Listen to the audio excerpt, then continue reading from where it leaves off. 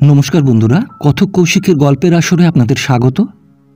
আশা করি আপনারা সবাই সুস্থ আছেন।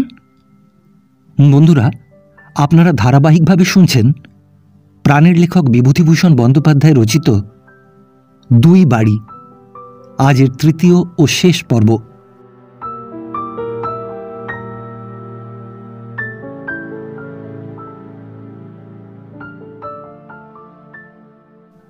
বেশ বেশ, আপনার মুখে কথা শুনে খুব খুশি হলাম। দেখুন মশাই, কিছু মনে করবেন না। যার সঙ্গে সারা জীবন কাটাতে হবে তাকে অন্তত একটু যাচাই না করে নিয়ে, আমার অন্তত তাই মত। বাবা যা দেখবেন সে তো দেখবেনই। নিধু এ কথায় বিশেষ কোনো জবাব দিল না। নিধুর মনের মধ্যে কেমন এক প্রকার অব্যক্ত যন্ত্রণা।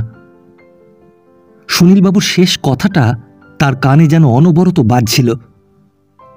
সারা জীবন মঞ্জুর সঙ্গে থাকবেন কে? না সুনীলবাবু? মঞ্জু সুনীলবাবুর জীবন সঙ্গিনী।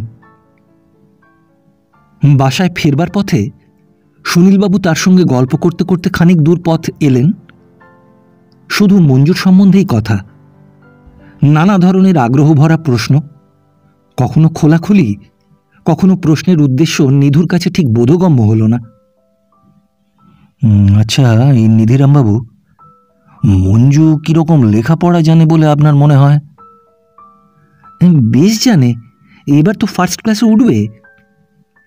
না, আমি তা বলছি নে। পড়াশুনোতে কেমন বলে মনে হয় আপনার? বেশ কালচার্ড? নিশ্চয়ই, হাতের লেখা কাগজ বার করবে শিগগির। লেখা টেখার ঝোঁক আছে, গানও করে ভালো। গান শুনেছেন আপনি? এখানে কি ভেবে নিধু সত্য কথা বলল না। তার সামনে বসে মঞ্জু গান গেয়েছে এ কথা এখানে বলবার আবশ্যক নেই, না বলাই ভালো। সে বলল, কেন শুনবো না? দেখেছেন তো আমাদের বাড়ির সামনেই ওদের বাড়ি। ওই মাঝে মাঝে গান করে ওদের বাড়িতে, আমাদের বাড়ি থেকে শোনা যায় বই কি। মোটের উপর নিধুর মনে হলো মঞ্জুকে দেখে সুনীলবাবু মুগ্ধ হয়েছেন। মঞ্জুর চিন্তাই এখন তার ধ্যান জ্ঞান। এর প্রশ্নোত্তর ও কথাবার্তা সবই এখন রূপমুগ্ধ তরুণ প্রেমিকের প্রলাপের পর্যায়ভুক্ত। বাসায় এসে নিধু মোটেই স্থির হতে পারল না। মনের সেই যন্ত্রণাটা যেন বড় বেড়েছে। মঞ্জু সুনীলবাবুর সারা জীবনের সাথী হবে এ কথা যেন সে কিছুতেই সহজভাবে গ্রহণ করতে পারছিল না। সেদিন আর রাঁধল না। চাকর জিজ্ঞাসা করল, কি খাবার জোগাড় করে দেবো বাবু? তুই দুটো পয়সা নিয়ে গিয়ে বরং চিঁড়ে কিনে আন, তাই খাবো এখন। শরীর ভালো নয়, রান্না আজ পারবো না। সে কি বাবু, চিঁড়ে খেয়ে কষ্ট পাবেন কেন? আমি সব বন্দোবস্ত করে দিচ্ছি। না না, তুই এখন যা, আমার শরীর ভালো না, আর কিছু পারবো না খেতে। আহারাদির পর 3 ঘন্টা কেটে গেল। রাত প্রায় 1টা। নিধু দেখল সে মাথা মুন্ডু কি যে ভাবছে, নানা অদ্ভুত চিন্তা। জীবনে সে কখনো এরকম ভাবেনি। গভীর রাত্রের ঠান্ডা হাওয়ায় তার উত্তপ্ত মস্তিষ্ক একটু শীতল হল। আচ্ছা, সে এত রাত পর্যন্ত কি ভেবে মরছে? কেন তার চোখে ঘুম নেই? মঞ্জু যারই জীবনের সাথী হোক, তার তাতে আসে যায় কি? আজ একটি সপ্তাহের মধ্যে যে একটি পয়সা আয় করতে পারেনি, তার পক্ষে মঞ্জুর চিন্তা করাও অন্যায়। কখনো কি সম্ভব হবে মঞ্জুকে তার জীবনসঙ্গিনী করবার? আকাশকুসুমের আশা ত্যাগ করাই ভালো। মঞ্জুর বাপমা তার সঙ্গে কখনো কি মঞ্জুর বিবাহ দেবেন বলে সে ভেবেছিল? সে নিজের মনের মধ্যে ডুবে দেখল এমন কোনো দুরাশা তার মনে কোনোদিনই জাগেনি। তবে আজ কেন সে সুনীলবাবুর কথায় এত বিচলিত ও উত্তেজিত হয়ে উঠেছে? মঞ্জুর সঙ্গে মুখের আলাপ আছে মাত্র, এর অতিরিক্ত অন্য কিছুই নয়। অপরপক্ষে মঞ্জু বড় মানুষের মেয়ে। সে লালিত হয়েছে সচ্ছলতার মধ্যে, প্রাচুর্যের মধ্যে, অন্য ধরনের জীবনের মধ্যে। সুনীলবাবুর সঙ্গে বিবাহ হলে মঞ্জু জল থেকে ডাঙায় পড়বে না, নিজেদের শ্রেণীর মধ্যেই সে থাকতে পারবে। চিরাভ্যস্ত জীবনযাত্রায় জোর করে পরিবর্তন নিতান্ত আবশ্যক হয়ে পড়বে না। সুনীলবাবুর ঘরে সে মঙ্গলময়ী গৃহলক্ষ্মী রূপে না, কথাটা ভাবতে গেলে আবার যেন বুকের মধ্যে কোথায় খচ করে বাজে। পরদিন সকালে জন দুই মক্কেল এলো। ধানের জমি নিয়ে মারপিটের মকদ্দমা। তবে নিধুর মনে হলো এরা যাচাই করে বেড়াচ্ছে কোন মোক্তারের কত দর। শেষ পর্যন্ত যদুবাবুর কাছে গিয়েই ভিড়বে। নিধু নিজের দর কিছুমাত্র কমালো না, কিন্তু বিস্ময়ের সঙ্গে দেখল লোক দুটি তাকেই মোক্তার নিযুক্ত করল। ঘণ্টাখানেক ধরে তাদের নিয়ে ব্যস্ত থাকবার পর নিধু বলল, তোমরা যাও, বাজার থেকে খাওয়া দাওয়া সেরে এসো। প্রথম কাছারিতেই তোমাদের মোকদ্দমা রুজু করে দেব। আমার টাকা আর কোর্টের খরচটা দিয়ে যাও। কত টাকা বাবু? এই যে বললাম, সব শুধু 4 টাকা 9.5 আনা। বাবু, টাকা কাছারিতেই দেবানু? না বাপু, ওসব দেবানু টেবানু শুনছি নে, টাকা দিয়ে যাও। ড্যামি কিনতে হবে, আরজির স্ট্যাম্প কিনতে হবে, সেসব কে কিনবে ঘরের পয়সা দিয়ে? বাবু, এখন তো মোদের কাছে নেই। কাছে নেই তো মোকদ্দমা করতে এসেছো কেন মরতে? জানো না যে রামনগরে এলেই পয়সা সঙ্গে করে আনতে হয়? তবে বাবু, যদি আপনি 1 ঘন্টা সময় দেন, এই প্রথম কাছারিতেই মোরা টাকা দেবানু। টাকা না পেলে আপনি মোদের মকদ্দমা লড়বেন না। এরা চলে কিছু দূর যাবার পরেই আরও জন 4 মক্কেল এসে হাজির হলো। তাদের সঙ্গে কথা বলে নিধু বুঝল এরা পূর্বের মারপিটের মোকদ্দমারই ফরিয়াদি পক্ষ। এরাই মার খেয়েছে। একজন প্রহিত ব্যক্তি মাথায় লাঠির দাগ সমেত এসেছে। এদের মোড়ল বলল, এই বাবু, এই আমাদের হক মোকদ্দমা, মাথায় এই দেখুন লাঠির দাগ। টাকা যা লাগে আপনাকে দেবানু। এখনই এই 5টা টাকা রাখুন, আপনি মোকদ্দমার এজাহারটা করে দিন। যদিও এদের কথাবার্তা শুনে নিধুর মনে হলো এরাই ঠিক কথা বলছে, টাকাও দিতে এখনই প্রস্তুত। তবুও নিধু দুঃখিত চিত্তে বলল, বাপু, আমি অপরপক্ষের কেস নিয়ে ফেলেছি, তোমাদেরটা নিতে পারবো না। বাবু, আপনি যা লাগে নেন মোদের কাছ থেকে। ক টাকা দিতে হবে বলুন, আপনারে মোরা দিয়ে যাই। মোদের গাঁয়ের একটা মকদ্দমায় আপনি জামিন করিয়ে দিয়েছিলেন, বড্ড সুখ্যাতি পড়ে গিয়েছে। আর মুখটা যদি দিতে হয় তবে আপনারই দেব। না না, সে হবে না, আমি তাদের কথা দিয়েছি। নিধুর মুহুরি নিধুকে আড়ালে ডেকে নিয়ে গিয়ে বলল, এই নিয়ে ফেলুন ওদের কেস বাবু, মনে হলো পয়সা দেবে। পয়সা হাতে আছে এদের। অপরপক্ষ তো আপনাকে টাকা দেয়নি, তবে কিসের বাধ্যবাধকতা তাদের সঙ্গে? না হে, যখন কথা দিয়ে ফেলেছি, কেস নেব বলেছি, তখন কি আর টাকার লোভে অন্যদিকে ঘুরে দাঁড়ানো চলে? টাকা পেলে না হয় সে কথা বলতে পারতেন বাবু, কিন্তু টাকা তো আপনি হাত পেতে নেননি তাদের কাছে। ও একটা কথা হে, মুখের কথা টাকার চেয়েও বড়। বাবু, এ মহকুমায় এমন কোনো উকিল মোক্তা নেই যিনি এমন ধারা করেন। মক্কেল টাকা দিলে না তো কিসের মক্কেল? না, সে আমার দ্বারা হবে না। অপরে যা করেন তাদের খুশি, আমি তা করতে পারবো না। অগত্যা এরা চলে গেল। কিন্তু কোর্টে গিয়ে নিধু সবিস্ময়ে শুনল ধরণী মোক্তার পূর্বপক্ষের মকদ্দমা রুজু করতে সুনীলবাবুর কোর্টে ছুটছেন। নিধুর মুহুরি বলল, দেখলেন বাবু, এই বললাম তখন আপনাকে, ধরণীবাবুকে ওরা মোক্তার দিয়েছে। আপনার কাছে যাচাই করতে এসেছিল, টাকার কথা বলতেই পিছিয়ে পড়েছে। এ তো ভারী অন্যায় কথা। ধরণীবাবুই বা আমার কেস নিতে গেলেন কেন? আরে ওরা তো ধরণীবাবুকে আপনার কথা কিছু বলেনি, তিনি হয়তো কম টাকাতে রাজি হয়েছেন। ওদের একজনকে আমার কাছে ডেকে আনতে পারো? তারা বাবু আর আসবে না, আমি কত খোসামত করলাম ওদের। ধরণীবাবু মোক্তার নামে সই করেছেন, তার মুহুরি ড্যামি লিখে ফেলেছে। আর এ পক্ষ? তারা যদুবাবুকে মোক্তার দিয়েছে। যদুবাবু সাব ডেপুটি বাবুর এজলাসে দাঁড়িয়ে আছেন তার মক্কেল নিয়ে। এ কীরকম ব্যাপার হলো হে? এই রকমই হয় এখানে। আপনি নতুন লোক, এসব জানবেন কোথা থেকে? তাই তো তখন আপনাকে বললাম ওদের টাকা নিয়ে ফেলুন। টাকার জন্যে একটা অন্যায় কাজ আমি তো করতে পারিনি। তাহলেও ধরণীবাবুকে আমি একবার বলবো। বলবেন না বাবু, তাতে উল্টে ধরণীবাবু ভাববেন মক্কেলের জন্যে আমার সঙ্গে ঝগড়া করছে, সেটা বড় খারাপ দেখাবে। ধরণীবাবু তো কোনো দোষ নেই, তিনি না জেনেই কেস নিয়েছেন। আমার কথাটা শুনবেন বাবু, এই কাজ করে করে আমার মাথার চুল পেকে গেল। এখানে মুক্তারে মুক্তারে কম্পিটিশান, উকিলে উকিলে কম্পিটিশান। যিনি যত কম হাঁকবেন, টাকা বাকি রাখবেন, তার কাছে তত মক্কেল জুটবে। তাহলে তুমি কি ভাবো না যে ধরণীবাবু আমার মক্কেল ভাঙিয়ে নিয়েছেন?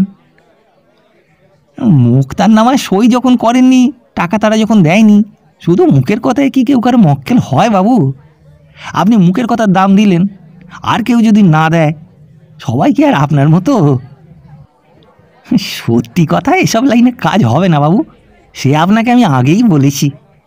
মফস্বলে সর্বত্রই এই অবস্থা দেখবেন। বারের মধ্যে নিধুর বয়সী আরেকজন ছোকরা মুক্তা ছিল, তার নাম নিরঞ্জন বন্দ্যোপাধ্যায়। সেও নিধুর মতোই গরিব গৃহস্থ পরিবারের ছেলে। নিধু তবুও কিছু কিছু উপার্জন করত, সে বেচারির অদৃষ্টে তাও জুটত না। বেচারি তার মাসিমার বাড়ি থেকে মোক্তারি করে বলে অনাহারের কষ্টটা ভোগ করতে হয় না, কিন্তু কিছু করতে পারছে না বলে তার বড় মন খারাপ। নিধুর কাছে মাঝে মাঝে সে মনের কথা বলতো। নিধুর মনে খুব দুঃখ হয়েছিল এই ব্যাপারে। সে নিরঞ্জনের কাছে ঘটনাটি সব বলল। নিরঞ্জন হেসে বলল, তোমার মতো লোকের মুখতারি করতে আসা উচিত হয়নি নিধিরাম। কেন হে, কি দেখলে আমার অনুপযুক্ততা? এই এত সরল হলে এ ব্যবসা চলে? যে কোনো ঘুঘু মুক্তার হলে কৌশলে তার কাছে টাকা বার করে নিত। আমি ভেবেছি যদু কাকাকে কথাটা বলবো, তিনি কেন আমার মক্কেল নিলেন। তোমার কথা শুনে আমার হাসি পাচ্ছে হে। ছেলে মানুষের মতো কথা বলছো যে, এ কথার মানে হয়? মক্কেলের গায়ে কি নামের ছাপ আছে নাকি? শোনো আমার পরামর্শ, যদুবাবু তোমার হিতাকাঙ্ক্ষী, তাঁকে মিথ্যে চটিও না। তুমি তবুও কিছু কিছু পাও, আমার অবস্থাটা ভেবে দেখো তো। মাসিমার বাড়ি না থাকলে না খেয়ে মরতে হতো। আর ব্যবসা চলে না, অচল হয়েছে ভাই। এক পয়সা আয় নেই আজ 2 হপ্তাহ। 2 হপ্তাহ তো ভালো, আমি তোমার 1 বছর আগে বসেছি, এ পর্যন্ত 33 টাকা মোট উপার্জন হয়েছে। তবুও ভাবছি ভবিষ্যতে হতে পারে, নইলে কোথায় যাব? এই বুড়োগুলো না মরলে আমাদের কিছু হবে না। যদুবাবু, ধরণীবাবু, শিব ভট্টাচার্য, হরিহর নন্দী, এগুলো পলাশির যুদ্ধের বছর জন্মে আজও বার জুড়ে বসে আছে। এরা সরলে তবে যদি আমাদের, তা সবাই অশ্বত্থামার পরমায়ু নিয়ে এসেছে। সেই ভরসাতেই থাকো। ওই একটা কথা শুনেছ? কি? এই সাধনবাবু নাকি ওর ভাইজির সঙ্গে সাবডেপুটি বাবুর বিয়ের চেষ্টা করছে। নিধু আশ্চর্য হয়ে বলল, সে কি? নিরঞ্জন হিহি করে হেসে বলল, সে বড় মজা। সাধন মুক্তার আর তার মামা দুর্গাপদ ডাক্তার দুজনে গিয়ে আজ সকালে সুনীলবাবুর বাসায় খুব ধরাধরি করেছে। আজ ওবেলা বাড়িতে চায়ের নেমন্তন্ন করেছে, উদ্দেশ্য মেয়ে দেখানো। তা তুমি জানলে কি করে? ওই দুর্গাপদ ডাক্তারের ছেলে, আমার ক্লাস ফ্রেন্ড, সে বলছিল। সে আবার একটু বোকা মতো, তার বিশ্বাস এ বিয়ে হয়ে যাবে, মেয়ে নাকি ভালো। নিধু আপন মনেই বলল, ও তাই? তাই কি? না কিছু না, এমনি বলছি। এই আমি একটা কথা বলি শোনো, সিরিয়াসলি বলছি, তুমি বার ছেড়ো না, তোমার হবে। তোমার মধ্যে ধর্মজ্ঞান আছে, তোমার ধরনের মুক্তা আর বারে নেই। বুড়োগুলো সব বদমাইশ, স্বার্থপর। তোমার অনেস্টি আছে, বুদ্ধিও আছে, তুমি এরপরে নাম করবে, তোমার গুণ বেশি দিন চাপা থাকবে না। বই নেই যে। বরাত ভাই, সব বরাত। নইলে CWNRCL এর লাইব্রেরি নিয়ে বসে থাকলেও কিচ্ছু হয় না। এই যদুবাবু বা হরিহর নন্দী এরা ইংরেজি পড়ে বুঝতে পারেন না, সেকালে ছাত্রবৃত্তি পাস মুক্তার, ওদের হচ্ছে কি করে? তবে আমাকে বোধ হয় শিগগির ছাড়তে হবে। ছাড়বে কেন? বুড়োগুলো মরুক, অপেক্ষা করো।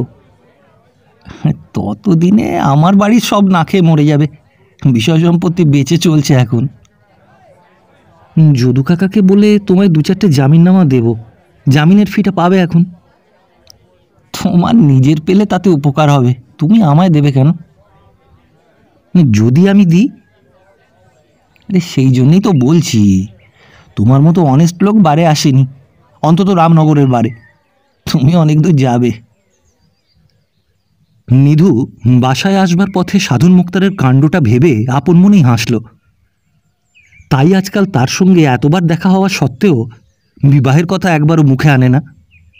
এমন বড় গাছে বাসা বাঁধবার দুরাশায় তার মতো নগণ্য জুনিয়র মুক্তারের কথা ভুলেই গেল বেমালুম। ভালোই হয়েছে, নতুবা একে পয়সার টানাটানি, তার ওপর সাধন বুড়োর বিবাহের ঘটকালির উৎপীড়নে ও তাগাদায় তাকে রামনগর ছেড়ে পালাতে হতো একদিন। সপ্তাহের বাকি দিনগুলো ক্রমে কেটে এলো, একটি মক্কেলও এলো না। আশ্বিন মাসের প্রথম সপ্তাহ, পূজা এসে পড়ল। রামনগরের পূজা কমিটি 2 দিন মিটিং করল। তার 5 টাকা চাঁদা ধরেছে, তার নামে চিঠিও এসেছে। এদিকে বাড়িওয়ালা তাগাদার উপর তাগাদা করে হয়রান হয়ে গেল। এখনও ভদ্রতা দেখিয়ে চলছে বটে, কিন্তু পুজোর ছুটির আগেও যদি টাকা না দিতে পারে তবে হয়তো বাড়ি ছাড়বার নোটিশ এসে হাজির হবে একদিন। শনিবার, আগের দিন যদু মুক্তারের অনুগ্রহে একটা জামিনের ফি পাওয়া গেছে। আরও অন্তত 2 টাকা হলে আজ বাড়ি যাওয়া চলে, নইলে শুধু হাতে বাড়ি গিয়ে লাভ কি? বার লাইব্রেরিতে বসে বসে নিধু ফোন দিয়ে আঁটছে কি উপায়ে তার মুহুরির কাছে 2টি টাকা ধার নেওয়া যায়।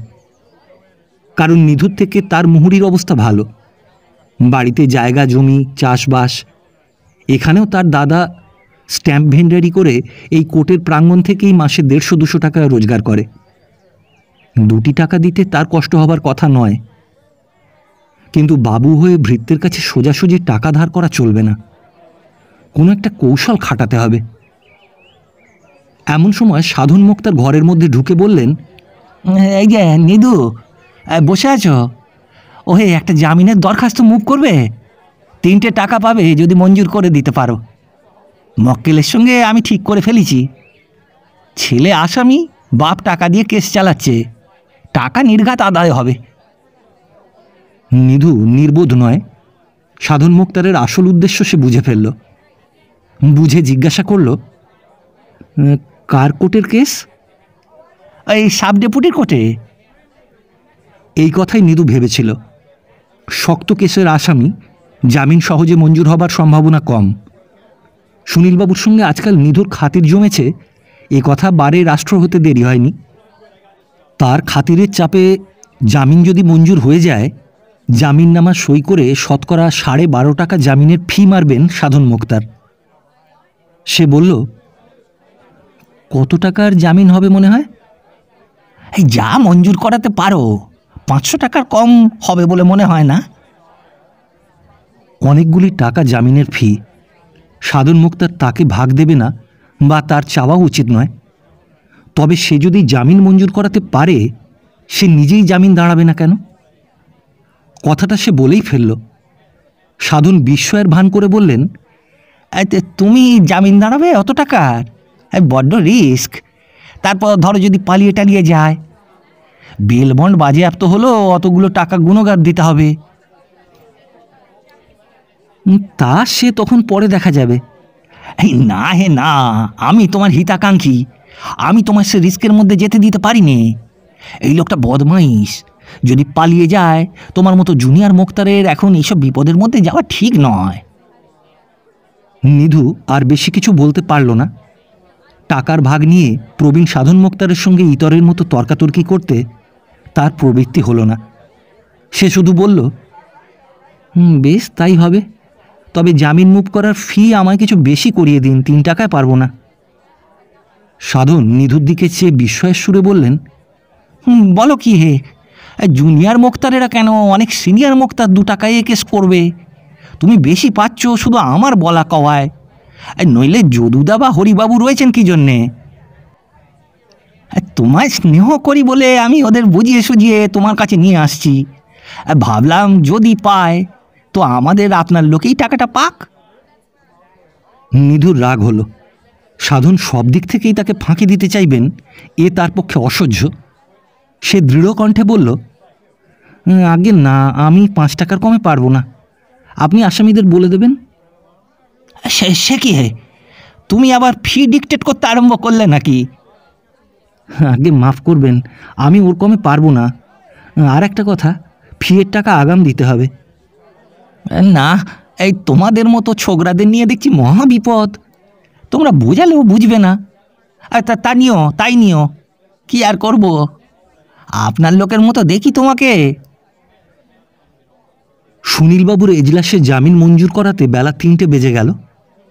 তার সাফল্য দেখে হয়তোবা কোনো কোনো প্রবীণ মোক্তার কিছু ঈর্ষান্বিত হয়ে উঠবেন ভেবে নিধু এজলাসে উপস্থিত হরিহর নন্দীর কাছে গিয়ে বলল, হরিবাবু, কোনো ভুল করিনি তো?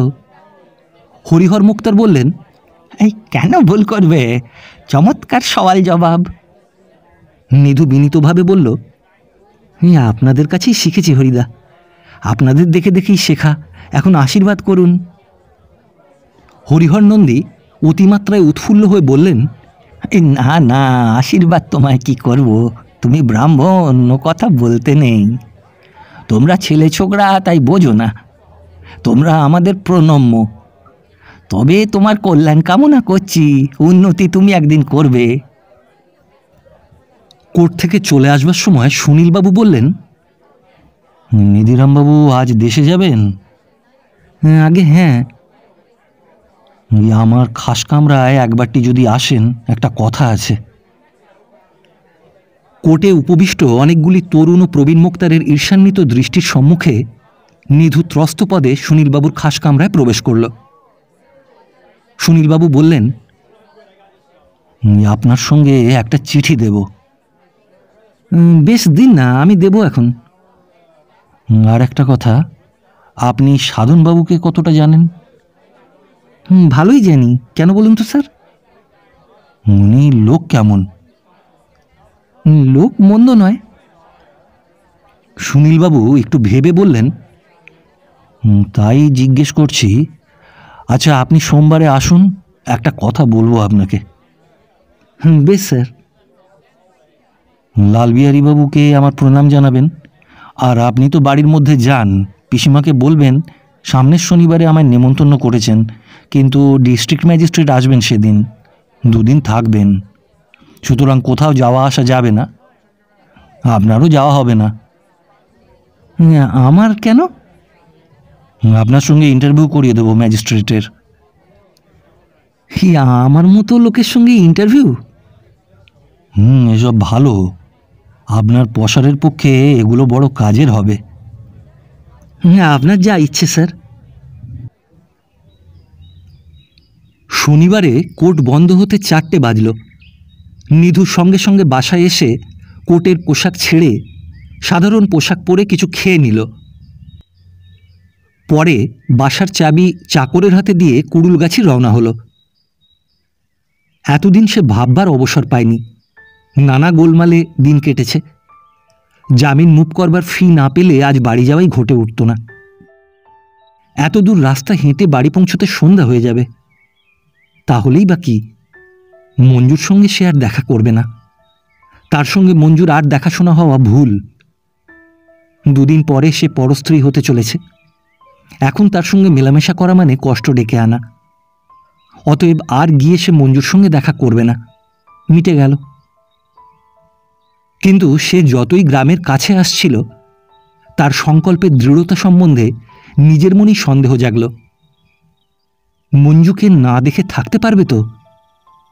কেন পারবে না? কতদিনেরই বা আলাপ, খুব পারবে। এখন পারতেই হবে।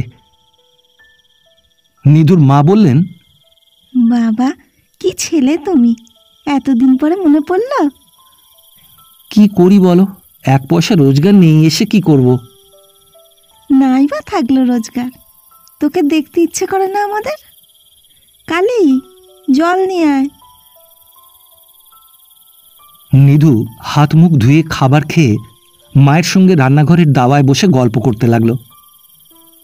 হঠাৎ নিধুর মা মনে পড়ে যাওয়ার সুরে বললেন, ভালো কথা, তোকে যে মঞ্জু কতবার আজ ডেকে পাঠিয়েছিল। আগের 2 শনিবার ঠিক সন্ধ্যের আগে লোক পাঠিয়েছে খোঁজ নিতে তুই এসেছিস কিনা। একবার গিয়ে দেখা করিস সকালে, আজ বড্ড রাত হয়ে গেল। কথা ভালো করে শেষ হয়নি এমন সময় বাইরে থেকে নৃপেনের কণ্ঠস্বর শোনা গেল। ও কালী, ও পুঁটি দিদি, নিধুদা আসেনি? নিধু তাড়াতাড়ি বাইরে গিয়ে বলল, হ্যাঁ এই তো এলাম, এসো এসো। ভালো আছো নৃপেন? এই আমি আসবো না, আপনি আসুন নিধুদা। বাবা, আপনাকে খুঁজে খুঁজে এই এত রাত্রে যাব, 9টা সাড়ে 9টা হবে যে। দিদি পাঠিয়ে দিলে দেখতে আপনি এসেছেন কিনা। কিন্তু নিয়ে যেতে তো বলেননি, কাল সকালে যাব। আসুন আপনি, কিছু রাত হয়নি। আমাদের বাড়ির খাওয়া দাওয়া মিটতে রাত 12টা বাজে রোজ, এখন আমাদের সন্ধে। মঞ্জু অনেক অনুযোগ করল। এতদিন কি হয়েছিল, গ্রামের কথা কি এমন করে ভুলতে হয়? কি হয়েছিল তার? নিধু বলল, পয়সার অভাব মঞ্জু, বাড়ি ভাড়া দিতে পারিনি বলে দুবেলা তাগাদা শুয়েছি। কি করে বাড়ি আসি বলো? কথাটা ঝোঁকের মাথায় বলে ফেলেই নিধু ভাবল, টাকা পয়সা বা নিজের কষ্ট দুঃখের কথা মঞ্জুর কাছে বলা উচিত হয়নি। কিন্তু নিধুর উক্তি মঞ্জুর মুখে কেমন এক পরিবর্তন আনল। সে সহানুভূতির সুরে বলল, সত্যি নিধুদা? মিথ্যে বলবো কেন? আপনি চলে এলেন না কেন? টাকা আমি দিতাম। আমায় বললেন না কেন এসে, মঞ্জু আমার টাকার দরকার, দাও। সেখানে অন্য কেউ তখন ছিল না, থাকলে মঞ্জু এ কথা বলতে পারত না। নিধু বলল, কেন তোমাকে অনর্থক বিরক্ত করব? মঞ্জু তীব্র কণ্ঠে বলল, অনর্থক বিরক্ত করা ভাবেন এতে নিধুদা? বেশ তো আপনি। মঞ্জুর রাগ দেখে নিধু অপ্রতিভ হল, কিন্তু পরক্ষণেই তার কথার মধ্যে একটা অভিমানের সুর এসে পৌঁছে গেল। সে বলল, সেজন্যে না মঞ্জু, তোমার টাকা নেব, তারপর পুজোর পর এখান থেকে চলে যাবে তোমরা। টাকাটা শোধ দিতে হয়তো দেরি হবে। এ ধরনের কথা আপনি বললেন আমায়? বলতে পারলেন আপনি? কেন পারবো না? তোমার সঙ্গে আর দেখা করা উচিত নয় আমার, জানো মঞ্জু। মঞ্জু বিস্ময়ের সুরে বলল, কেন? জানো না কেন? আর 2 দিন পরে তোমরা চলে যাবে এখান থেকে, আবার হয়তো আসবে না কতদিন, হয়তো 2-10 বছর। আমরা সামান্য অবস্থার মানুষ, বিদেশে যাওয়ার পয়সা নেই, দেখাই হবে না আর। ও এই, নিশ্চয়ই দেখা হবে, আমরা আসবো মাঝে মাঝে। তাতে কি, তোমার আর কতদিন? 2 দিন পরে পরের ঘরে চলে গেলেই ফুরিয়ে গেল। কেন নিধুদা, এসব কথা আপনার মাথার মধ্যে আজ এলো কেন শুনি? কারণ না থাকলে কার্য হয় না, ভেবে দেখো। মঞ্জু ব্যস্ত সমস্ত আগ্রহে বলল, কি হয়েছে নিধুদা? কি অন্যায় করে ফেলেছি আমি? এমন কি কথা? আমি কিছু বলতে চাইনে, তুমি বুদ্ধিমতী, বুঝে দেখো। মঞ্জু অল্প কিছুক্ষণ ভেবে বলল, বুঝেছি নিধুদা। ঠিক বুঝেছ? হ্যাঁ। তবেই ভেবে দেখো, তোমার সঙ্গে আর আমার দেখা হওয়া উচিত মঞ্জু। তুমি বড়লোকের মেয়ে, ভুলে যাবে, কিন্তু আমি গরিব জুনিয়র মুক্তার। আমার প্রথম জীবনে যদি উৎসাহ ভেঙে যায়, উদ্যম নষ্ট হয়ে যায়, আর কিছু করতে পারবো না, বারে সব ফিনিশ। মঞ্জু নিরুত্তর রইল। নিধু চেয়ে দেখল তার বড় বড় চোখ দুটি জলে টসটস করে আসছে, এখনই বুঝি গড়িয়ে পড়বে। নিধু বলল, রাগ আমি করিনি, তোমার কোনো দোষ নেই তাও আমি জানি। দোষ আমারই বোঝা উচিত ছিল, ভুল আমার। মঞ্জু এবারও কিছু বলল না, নতমুখে সিমেন্টের মেঝের দিকে চেয়ে রইল। নিধু বলল, ও কথা আর তুলব না, থাকবে।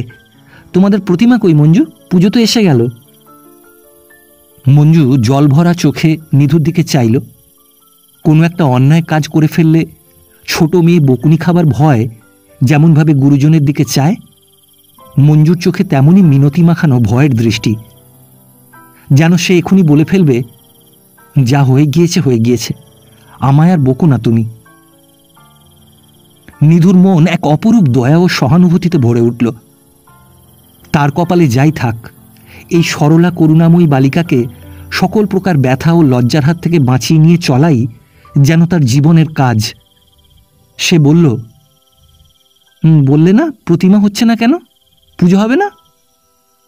প্রতিমা এখানে হচ্ছে না তো, দেউলে শরাবপুরের কুমোর বাড়ি ঠাকুর করা হচ্ছে, সেখান থেকে দিয়ে যাবে। তোমরা সেই প্লে করবে তো? আপনি যেরকম বলেন। মঞ্জু যেন হঠাৎ ভরসাহারা ও অসহায় হয়ে পড়েছে। যে মঞ্জু চিরকাল হুকুম করতে অভ্যস্ত, নিজের ইচ্ছার পথে কোনো বাধা যে কোনোদিন পায়নি, বাপ মায়ের আদরের মেয়ে বলেও বটে, সচ্ছল অবস্থার মধ্যে লালিত পালিত বলেও বটে, আজ যেন সে তার সমস্ত কাজের জন্য নিধুর পরামর্শ খুঁজছে।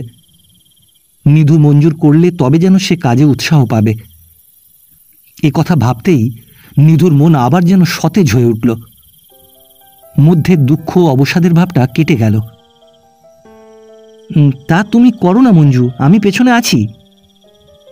পেছনে থাকলে চলবে না, আপনাকে পাঠ নিতে হবে। যদি বলো তাও নেব। আপনি পাঠ নেবেন না, প্লের মধ্যে থাকবেন না শুনলে আমার ওতে আর মন যায় না, উৎসাহ চলে যায়। কেন এরকম হলো মঞ্জু? কোথায় তোমরা ছিলে, কোথায় আমরা ছিলাম ভাবো তো। সে তো সব জানি, কিন্তু তা বললে মন কি বোঝে নিধুদা? মনে যা হয় তাই হয়, বোঝালে কি কিছু বোঝে? কি বই করবে ঠিক করলে? বর্দা বলে গিয়েছেন রবি ঠাকুরের ফাল্গুনি করতে, ওদের কলেজে এবার করবে, উনি শিখিয়ে দেবেন।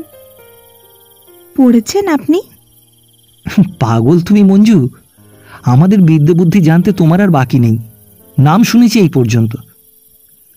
কবিতা পড়েননি তার? খুব কম। আমার কাছে চয়নিকা আছে, নিয়ে যাবেন, ভালো বই। সে তো জানি, তাই থেকে সেবার কচ ও দেবযানী করেছিলে, চমৎকার হয়েছিল, এখনো যেন দেখতে পাই চোখের সামনে।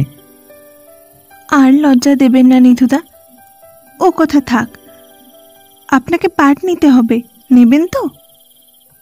তুমি বললেই নেব। কবে থেকে মহলা দেবে? কি দেব? ওই তোমরা যাকে বলো রিহার্সাল, কবে থেকে শুরু করবে? আপনার কথা শুনে এমন হাসি পায় আমার নিধুদা, দুঃখের মধ্যেও হাসি পায়। আমার মনে হয় আপনি সব সময় আমাদের মধ্যে থাকুন। আপনি যখন নিজের বাড়ি চলে যান জেঠাইমার কাছে খেতে, আমি তখন কতদিন মাকে বলেছি, নিধুদা এখানেই তো দুপুরবেলা পর্যন্ত থাকে, বাড়ি যাবে কেন খেতে, তার চেয়ে এখানে কেন খেতে বললে না? মা বলতেন, দূর, রোজ রোজ ও যদি তোদের বাড়ি না খায়। আমার কিন্তু মনে হতো, বারে আমরা নিধুদার পর হলাম কি করে? তা কেন লজ্জা করবে নিধুদার? হ্যাঁ, আমিও তাই ভাবতাম, কিন্তু যদি যেতে না হয়, যদি সব সময় তোমাদের বাড়িতে আমোদ আহ্লাদের মধ্যেই থাকি। আচ্ছা, রামনগরে থাকবার সময় আমাদের বাড়ির কথা আপনার মনে পড়ে না? পরে। কার কার কথা মনে পড়ে? কাকাবাবুর কথা, কাকিমার কথা, বীরেনের কথা, নিপেনের কথা, বুড়ো ঝিটার কথা, কুকুরটার কথা, বেড়ালটার কথা। মঞ্জু মুখে আঁচল দিয়ে ছেলে মানুষের মতো খুশিতে খিলখিল করে হেসে উঠল। ওহ, মুখতারি আপনি করতে পারবেন বটে নিধুদা, কথার ছুরি সাজিয়ে ফেললেন যে। এদের সকলের কথা মনে পড়ে না? যা পড়ে তাই বলেছি।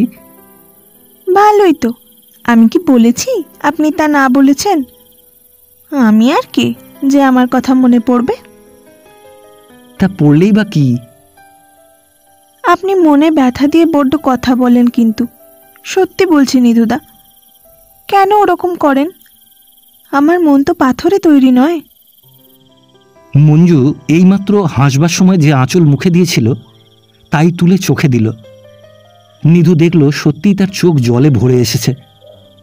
সেকেন্ড ক্লাসে পড়ে, শিক্ষিতা মেয়ে, অথচ কি ছেলে মানুষ মেয়ে মঞ্জু। আর কি অদ্ভুত লীলাময়ী, হাসি অশ্রু একই সময় মুখে চোখে বিরাজমান। নিধু হেসে বলল, আচ্ছা সত্যি মঞ্জু, তুমি ভাবলে এসব সত্যি?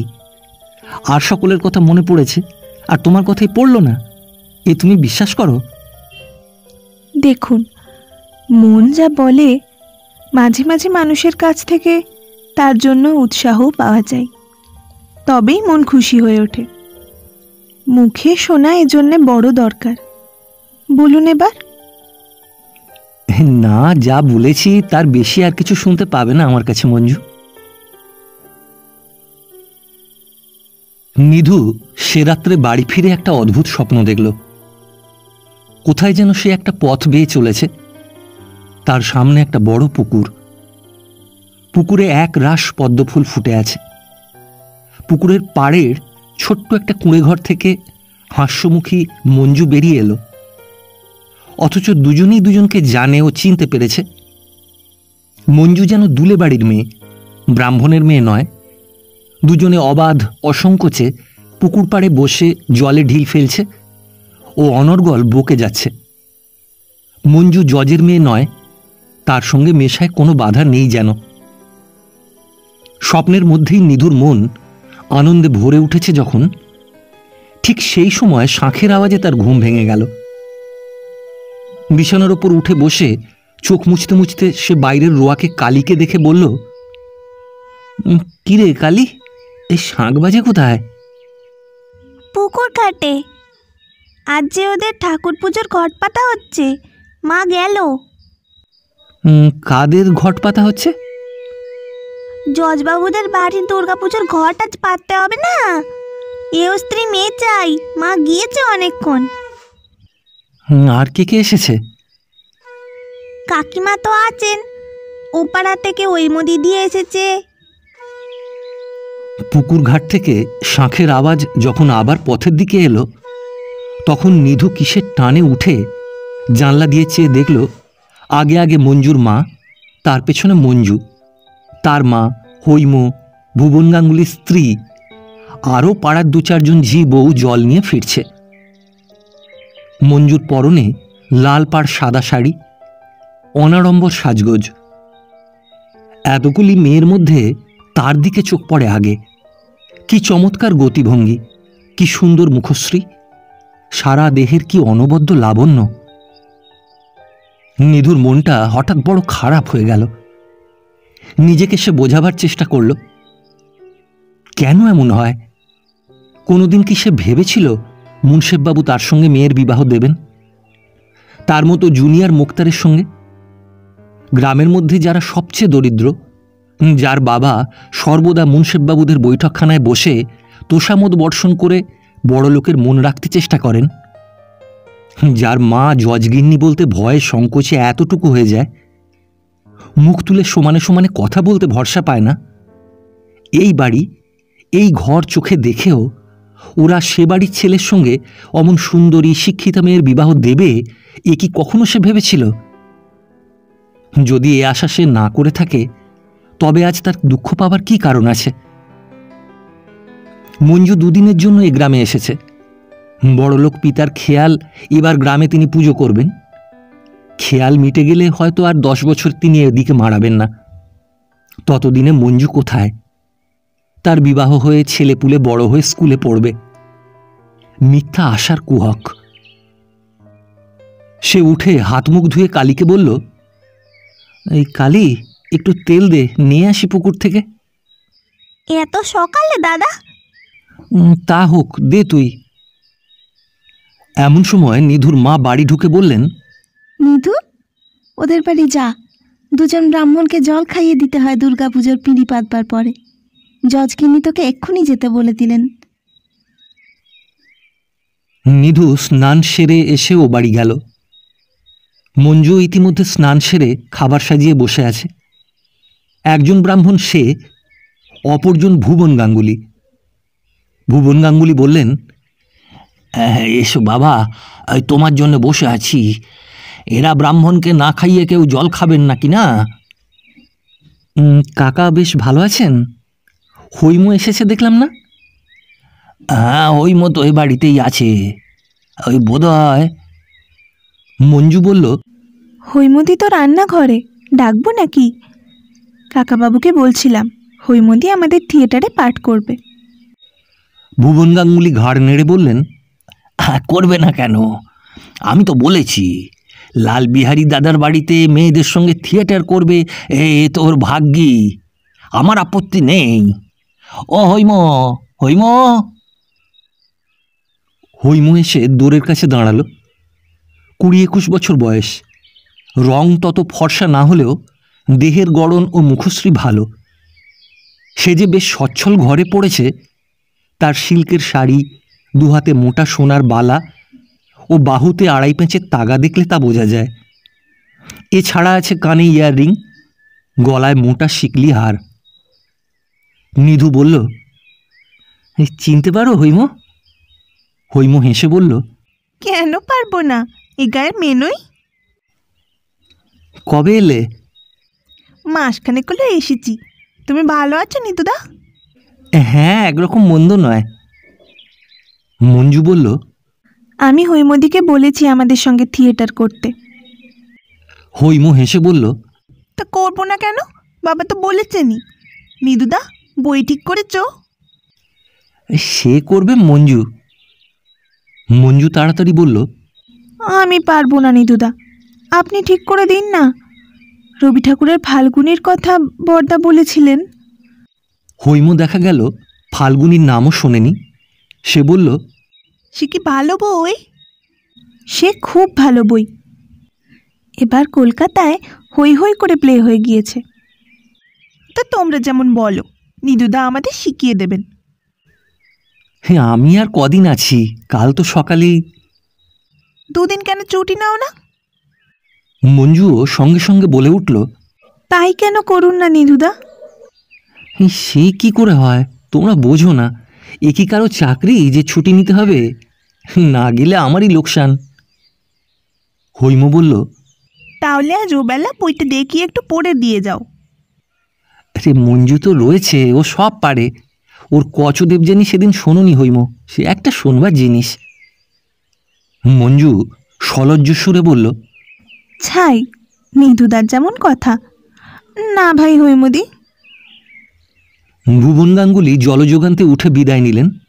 হৈমু বলল, বাবা তুমি যাও, আমি এর পরে যাব।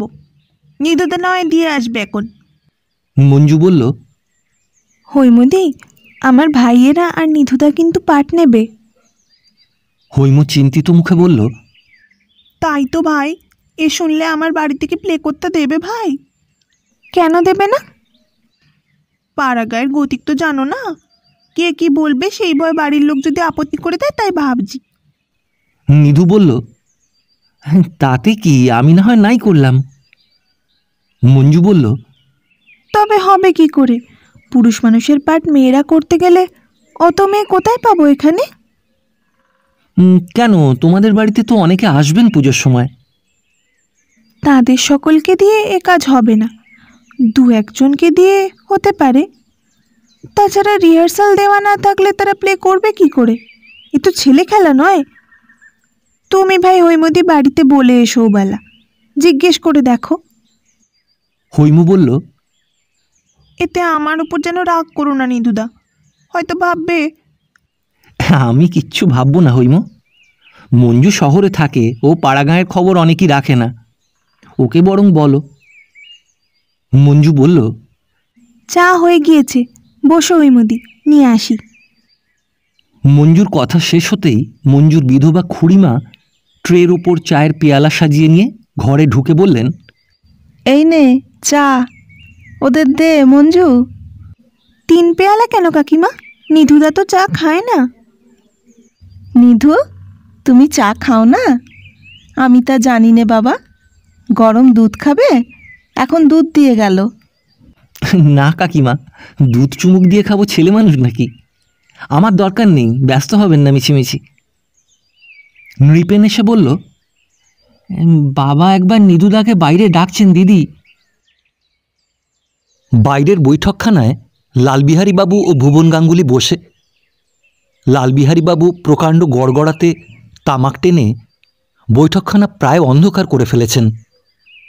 তিনি সনাতনপন্থী লোক, বাড়িতে নহাত কাপড় পরে থাকেন, গায়ে সবসময় জামা বা ফতুয়া থাকেও না। কোনো প্রকার বড়লোকি চালচলন বা সাহেবিয়ানা এ গ্রামের লোক দেখেনি তাঁর। সাধারণ লোকের সঙ্গে গ্রামের 5 জনের মতোই মেশেন। নিধু বলল, আমায় ডাকছেন কাকাবাবু? হ্যাঁ হে, এই সুনীল কি সামনের শনিবারে আসবে না? আগে না, চিঠি লিখেছেন তো সেই বলেই বোধহয় পরের শনিবারে আসবার চেষ্টা করবেন। তুমি কি কাল যাচ্ছ? আগে হ্যাঁ। তাহলে একবার বিশেষ করে অনুরোধ করো ওকে এখানে আসবার জন্যে। হ্যাঁ, নিশ্চয়ই বলবো। তুমি সুনীলের সঙ্গে মেশো তো? হ্যাঁ, আগে মিশি, তবে আমরা হলাম জুনিয়র মুক্তার আর তিনি হলেন আমাদের হাকিম, বুঝতেই তো পারেন। এই একখানা চিঠি দেব, নিয়ে গিয়ে ওর হাতে দিও। আগে নিশ্চয়ই দেব। নিধু পুনরায় বাড়ির মধ্যে ফিরে দেখল হৈম ওরফে হেমপ্রভা দালানে বসে নেই। মঞ্জু একা বসে অনেকগুলো শিশি বোতল জড়ো করে কি করছে। মুখ তুলে বলল, আসুন নিধুদা, হৈমদি ওপরে গিয়েছে কাকিমার সঙ্গে কথা বলতে, বসুন। ওসব কি? মার কাণ্ড। আসবার সময় আচার এনেছিলেন, জ্যাম জেলি, বর্ষায় সব নষ্ট হয়ে গিয়েছে। 2-1টা যা ভালো আছে দেখে দেখে তুলছি, বাকি ফেলে দিতে হবে। খাবেন নিধুদা? এই একরকম জিনিস আছে, মাদ্রাজি জিনিস, একে বলে ম্যাঙ্গো পার্ল। চিনির মতো দেখতে, একটু খেয়ে দেখুন, ল্যাংড়া আমের গন্ধ, আম খাচ্ছি মনে হবে। নিধু একটু চিনির মতো গুঁড়ো হাতে নিয়ে মুখে ফেলে বলল, বাহ, সত্যিই তো আমের গন্ধ। আমরা পাড়াগাঁয়ের লোক, এসব কোথায় পাবো বলো? মঞ্জুর বড় বড় চোখে যেন বেদনার ছায়া পড়ল। সে নিধুর দিকে চেয়ে বলল, ওসব বলতে আছে? ছি, কষ্ট হয় না? মঞ্জুর সুর হঠাৎ এমন ঘনিষ্ঠ আত্মীয়তায় মাখানো, এমন স্নেহপূর্ণ মনে হলো নিধুর, যে তার বুকের ভেতরটা যেন কেমন করে উঠল। নিজের অজ্ঞাতসারেই তার মুখ দিয়ে বের হয়ে গেল যে কথা, তার জন্য সে সারা দিন অনুতাপ করেছিল মনে মনে। দোষও নেই, নিধু তরুণ যুবক, এই তার জীবনের অনাত্মীয়া প্রথম নারী যে তাকে স্নেহের ও প্রীতির চোখে দেখেছে। জীবনের এক সম্পূর্ণ নতুন অভিজ্ঞতা তার। নিধু বলে ফেলল, আর আমার কষ্ট হয় না মঞ্জু? তোমার জন্য আমার মন কাঁদে না বুঝি? মঞ্জু পাথরের মূর্তির মতো অবাক ও নিশ্চেষ্টভাবে নিধুর দিকে চেয়ে বসে রইল। নিধু আবার বলল, আমি এখন 2 শনিবার আসব না। কেন নিধুদা? সামনের শনিবারে ডিস্ট্রিক্ট ম্যাজিস্ট্রেট আসবেন, তার পরের শনিবারে তোমাদের এখানে সুনীলবাবু আসবেন। এইমাত্র কাকাবাবু ডেকে বললেন। কি বললেন? সেই শনিবারে আসবার জন্য বললেন। আমি আর কখনো আসবো না মঞ্জু। আমার বুঝি মন বলে জিনিস নেই না? আমি আসতে পারবো না, তুমি কিছু মনে করো না। মঞ্জু অপলক দৃষ্টিতে কিছুক্ষণ নিধুর মুখে চেয়ে থেকে অন্যদিকে মুখ ফেরালো। তার পদ্মের পাপড়ির মতো ডাগর চোখ দুটি বেয়ে জল গড়িয়ে পড়ল। নিধুর কথার সে কোনো জবাব দিল না। হঠাৎ যেন সব কাজে সে উৎসাহ হারিয়ে ফেলল। জ্যামজেলির শিশি বোতল অগোছালোভাবে ইতস্তত পড়েই রইল। তার মধ্যে ভরসাহারা ক্ষুদ্র বালিকার মতো মঞ্জু বসে চোখের জল ফেলছে। ছবিটা চিরকাল নিধুর মনে গেঁথে গিয়েছিল। নিধু বলল, ওঠো মঞ্জু, আমার ভুল হয়ে গিয়েছে, আর কিছু বলবো না। মঞ্জু জল ভরা চোখে তার দিকে চেয়ে বলল, আসবেন তো বেলা? এখানে কিন্তু খাবেন। খাওয়ানোর লোভে তোমার নিধুদা ভুলবে ভেবেছ তুমি? অমন লোক পাওনি। আমি কি তাই ভাবছি? গায়ে পড়ে ঝগড়া বাঁধান আপনি। আমি এখন আসি, ওবেলা আবার আসবো। না, বসুন, এখনই গিয়ে কি করবেন? আপনাদের বন্ধ হবে কবে? হ্যাঁ, এখনো 14 দিন বাকি। মহালয়ার দিন থেকে বন্ধ হবে শুনছি। কোর্ট বন্ধ হলে এখানে চলে আসবেন তো? ওই যে বললাম, নয়তো আর যাব কোথায়? বড় লোক নই যে হিল্লি দিল্লি মক্কা যাব। এই বাঁশবনেই কাটলো চিরকাল, এই বাঁশবনেই আসতে হবে। এককালে বড় লোক হবেন তো, তখন কোথায় যাবেন? আমি হব বড় লোক? তবেই হয়েছে। তুমি হাসালে দেখছি মঞ্জু। মঞ্জু গম্ভীরভাবে বলল, কে বলেছে আপনি বড় লোক হবেন না? আমি বলছি, দেখবেন আপনি খুব বড় লোক হবেন। তোমার মুখে ফুলচন্দন পড়ুক মঞ্জু। তা যদি হয়, আজকের দিনের কথা আপনার মনে থাকবে? দাঁড়ান, আজকে তারিখ, ক্যালেন্ডারটা দেখে আসিও ঘর থেকে। কথা শেষ করেই মঞ্জু লঘুগতি হরিণীর মতো ত্রস্ত ভঙ্গিতে ছুটে গেল পাশের ঘরে এবং তখনই হাসি মুখে ফিরে এসে বলল, আপনার ডায়েরি আছে? লিখে রাখবেন গিয়ে, 17ই সেপ্টেম্বর আমি বলেছিলাম আপনি বড়লোক হবেন। আমি মঞ্জরি দেবী।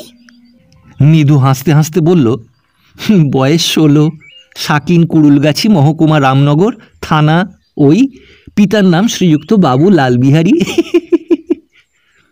মঞ্জু খিলখিল করে হাসতে হাসতে বলল, থাক থাক, ও কি কাণ্ড! বাবারে, আপনি এত জানেন! আমি ভাবি নিধুদা বড় ভালো মানুষ, নিধুদা আমাদের মোটে কথা বলতে জানে না। নিধুদা দেখছি কথার ঝুড়ি। এই কথার ঝুড়ি না হলে কি মুক্তার হয় মঞ্জু? তবে আর ব্যবসাতে উন্নতি করব কি করে? বড়লোকই বা হব কি করে বল? আচ্ছা, যদি বড়লোক হন, আমার কথা মনে থাকবে। হঠাৎ তার মুখ থেকে তরল কৌতুকের হাসি অপসৃত হল। চোখের কোণে বেদনার ছায়াপাতে মুখখানি অপরূপ ব্যথা ভরা লাবণ্যে ও স্মৃতি মণ্ডিত হয়ে উঠল। এক মুহূর্তে যেন মনে হলো এ মঞ্জু ষোড়শী বালিকা নয়, বহু যুগের প্রৌঢ়া, জ্ঞানময়ী, বহু অভিজ্ঞতা ও বহু ক্ষয়ক্ষতি দ্বারা লব্ধ শক্তি পুরাতন নারী। বালিকা হয়ে আজ এসেছে সে এর নিতান্তই লীলা। আরও কতবার এভাবে এসেছে। নিধু মুগ্ধ হয়ে গেল। তার বুকের মধ্যে যেন কেমন করে উঠল। মঞ্জুকে সে আর খোঁচা দিয়ে কথা বলবে না। বালিকার মনে কেন সে মিছামিছি কষ্ট দিতে গিয়েছিল? মঞ্জু চপলা বটে, কিন্তু সে গভীর, সে ধীর বুদ্ধিমতী। অতল স্পর্শ তার মনের রহস্য। এতদিন সে মঞ্জুকে ঠিক চিনতে পারেনি। নিধু কোনো কথা বলতে পারল না, কথার সে উত্তর দিতে পারল না। জীবনে এমন সময় আসে, এমন মুহূর্তের সন্ধান মেলে, যখন কথা মুখ দিয়ে বের হলেই মনে হয় এই অপরূপ মুহূর্তটির জাদু কেটে যাবে, এর পবিত্রতার ব্যাঘাত ঘটবে। তার বুকের মধ্যে কিসের যেন ঢেউ ওপরের দিকে ধাক্কা দিচ্ছিল। সেটাকে আর একটু প্রশ্রয় দিলেই সেটা কান্নারূপে চোখ দিয়ে গড়িয়ে সব ভাসিয়ে ছুটবে। কিছুক্ষণ দুজনেই চুপচাপ। নিস্তব্ধতা যে একটা মনোরম মায়া সৃষ্টি করেছে এই ঘরের মধ্যে, তা যত কম সময়ের জন্যই হোক না কেন, কেউ চায় না যে আগে কথা বলবার রূঢ় আঘাতে তা ভেঙে দেয়। এমন সময় হঠাৎ ঘরে ঢুকলেন নিধুর মা। হ্যাঁ রে, ও নিধু, এখানে বসে? মঞ্জু মা, কি করছো শিশি বোতল নিয়ে? ওগুলো কি মা? আসুন আসুন জ্যাঠাইমা, সকালে যে। তোমাদের পুজোর পাটা পাতা দেখতে এলাম। তা এত সকালে পাটা পাতলে যে তোমরা? এখনো তো পুজোর 17 দিন বাকি। তা তো জানি না জ্যাঠাইমা, পুরুতমশাই কাল নাকি কাকাকে বলে গিয়েছেন। দিদি কোথায় দেখছি না যে? মা উপরের ঘরে পুজো করছেন বোধহয়, ডাকবো? না না মা, পুজো করছেন, ডাকতে হবে কেন? থাক, আমি এমনিই দেখতে এলাম। জ্যাঠাইমা, একটু চা খাবেন না? না মা, আমি এখনো নাইনি ধুইনি, বেলা হয়ে গেল। এবার নাইতে যাব গিয়ে। ও নিধু, থাকবি না আসবি? মঞ্জু হেসে বলল, জ্যাঠাইমা, নিধুদা যেন আপনার ছোট্ট খোকাটি। ওকে কোথাও ছেড়ে দিয়ে ঠান্ডা থাকতে পারেন না। বাইরে কোথাও দেখলে সঙ্গে করে বাড়ি নিয়ে যেতে হবে। নিধু সলজ্জ মুখে বলল, তুমি যাও না মা, আমি যাব এখন। নিধুর মা কিন্তু তখনই চলে গেলেন না। তিনি আরও এগিয়ে এসে বললেন, ওগুলো কিসের শিশি বোতল মা, খালি আছে? এগুলো জ্যাম জেলি, আচারের মোরব্বার শিশি জ্যাঠাইমা। বর্ষায় খারাপ হয়ে গিয়েছিল, তাই বেছে রাখছিলাম। আমি ভাবলাম বুঝি খালি আছে। কি হবে খালি শিশি? দরকার জ্যাঠাইমা। এই জিনিসটা পত্তরটা রাখতে এসব জায়গায় তো পাওয়া যায় না, বেশ শিশিগুলো। নিধু সংকোচে এতটুকু হয়ে গেল। সে বুঝল রংচংওয়ালা শিশিগুলো দেখে মায়ের লোভ হয়েছে। মেয়ে মানুষের কাণ্ড। তার দরকার থাকে এখানে, চাইবার দরকার কি? মাকে নিয়ে আর পারা যায় না। ঘটে যদি একটু বুদ্ধি থাকে এদের। মঞ্জু শশব্যস্ত হয়ে বলল, হ্যাঁ হ্যাঁ জ্যাঠাইমা, শিশির দরকার? আমি ভালো শিশি এনে দিচ্ছি। বিলিতি জেলির খালি বোতল আছে মায়ের ঘরে দোতলায়। আমি আসছি এক্ষুনি, বসুন জ্যাঠাইমা। মঞ্জু ঘর থেকে ত্রস্তপদে বেরিয়ে গেল এবং কিছুক্ষণ পরেই দুটি সুদৃশ্য লেবেল মারা খালি বোতল এনে নিধুর মার হাতে দিয়ে বলল, এতে হবে জ্যাঠাইমা? নিধুর মা বোতল দুটি হাতে পেয়ে যেন স্বর্গ পেলেন এমন ভাব দেখিয়ে বললেন, খুব হবে মা, খুব হবে। আশীর্বাদ করি বেঁচে পড়তে থাকো, রাজরানী হও মা। আমি আসি তাহলে এবেলা। নিধুও মায়ের পিছু পিছু বাড়ি এলো। বাড়িতে পা দিয়েই সে একেবারে অগ্নিমূর্তি হয়ে মাকে বলল, আচ্ছা মা, তোমার কি একটা কাণ্ডজ্ঞান নেই? কি বলে দুটো খালি বোতল ভিক্ষে করতে গেলে ও বাড়ি থেকে? তোমার এই মাগুন্তুড়ে স্বভাবের জন্য যে আমার মাথা হেঁট হয়, তোমার সে জ্ঞান আছে? ছি ছি, এতটুকু কি কাণ্ডজ্ঞান ভগবান দেননি? নিধুর মা বুঝতে না পেরে বিস্ময়ের সুরে বললেন, ও মা, তা তুই আবার বকিস কেন? কি করেছি আমি? তোমার মুন্ডু করেছ। নাও এখন শিশি বোতল সাজিয়ে রেখে ঘরে ধুনো দিও। ওতে তোমার কি মাল মশলা অপরূপ সম্পত্তি থাকবে শুনি? তুই তার কি বুঝবি? লবঙ্গ, ধনের চাল, হলো গিয়ে গোটার গুঁড়ো, কত কি রাখা যায়। কেমন চমৎকার বোতল দুটো! এখানে কোথায় পাবি ওরকম? নিধু আর কিছু বলল না। মাকে বুঝিয়ে পারা যাবে না। নিতান্ত সরলা। নিধুর লজ্জা যে কোথায় তা তিনি বুঝবেন না। জগঠাকুরুন পুকুর পাড়ে নিধুর মাকে বললেন, বলি বড় বাড়ির পুজোর কদ্দূর অনিধুর মা? পিত্তিমে গড়ানো হচ্ছে। আজ পাটা পাতা হলো ও বেলা। পাটা আবার এখনকে পাতে? বিদেন দিলে কে গা? কি জানি, তবে মঞ্জু বলছিল ওদের ভট্টাচার্যি দিয়েছেন। আমিও ও কথা বলছিলাম ও বেলা। হ্যাঁ গা নিধুর মা, একটা কথা শুনলাম, সত্যি নাকি মেয়ে পুরুষে মিলে থিয়েটার করবে? ওদের বাড়ির মেয়েরা আর ওই ভুবন গাঙ্গুলির মেয়ে হৈম, তোমাদের নিধু, আরও নাকি কে কে? তা তো দিদি বলতে পারলাম না, আমি কিছু শুনিনি। বাস্তবিকই নিধুর মা একথার কিছুই জানতেন না। জগঠাকুরুন বলতে লাগলেন, আর কি সেদিন আছে গায়ের? ছোট ঠাকুরের প্রতাপে একসময় এ গায়ে যা খুশি করে পার পাবার উপায় ছিল না। তা সবাই গেল মরে হেজে। এখন টাকা যার, সমাজ তার। নইলে এসব খ্রিস্টানি কাণ্ড কি হতে পারত কখনো এখানে? আমি ভুবনকে আচ্ছা করে শুনিয়ে দিয়েছি ও বেলা। বললাম, মেয়েকে যে থিয়েটার করতে দিচ্ছ, ওরা না হয় জজ ম্যাজিস্ট্রেট লোক, টাকার জোরে তরে যাবে। তোমার মেয়ের কুচ্ছ রটলে যদি শ্বশুর বাড়ি থেকে না নেয়? ভুবন ঠাকুরপোকে বললেন? কেন বলবো না শুনি। জগঠাকুরুন কারো এক চালে বাসও করে না, কাউকে কুকুরের মতো খোসামতো করে বেড়ায় না, কারো কাছে কোনো পিত্তেস রাখিনে কোনো দিন। শেষের কথাটা নিধুর মাকে লক্ষ্য করেই বোধহয় বলা, কিন্তু নিধুর মা তা বুঝতে পারলেন না। খুব সূক্ষ্ম উক্তি বা একটু বাঁকা ধরনের কথাবার্তা হলে নিধুর মা তা আর বুঝতে পারেন না। কথাটা তিনি নিধুকে এসে বললেন। নিধু বিকালের দিকে মঞ্জুদের বাড়ি গেল মঞ্জুর বাবাকে দেখতে, কারণ তার রক্তের চাপ হঠাৎ বৃদ্ধি হওয়ায় দুপুরের পর থেকেই তিনি অসুস্থ হয়ে পড়েছেন। সেখানে গিয়ে দেখল মঞ্জু বাবার ঘরের বাইরে দোতলার বারান্দাতে বসে সেলাই করছে। নিধুকে দেখে বলল, আস্তে আস্তে নিধুদা, বাবা এবার একটু ঘুমিয়েছেন, চলুন আমরা নিচে যাই বরং। একবার ওকে দেখে যাব না?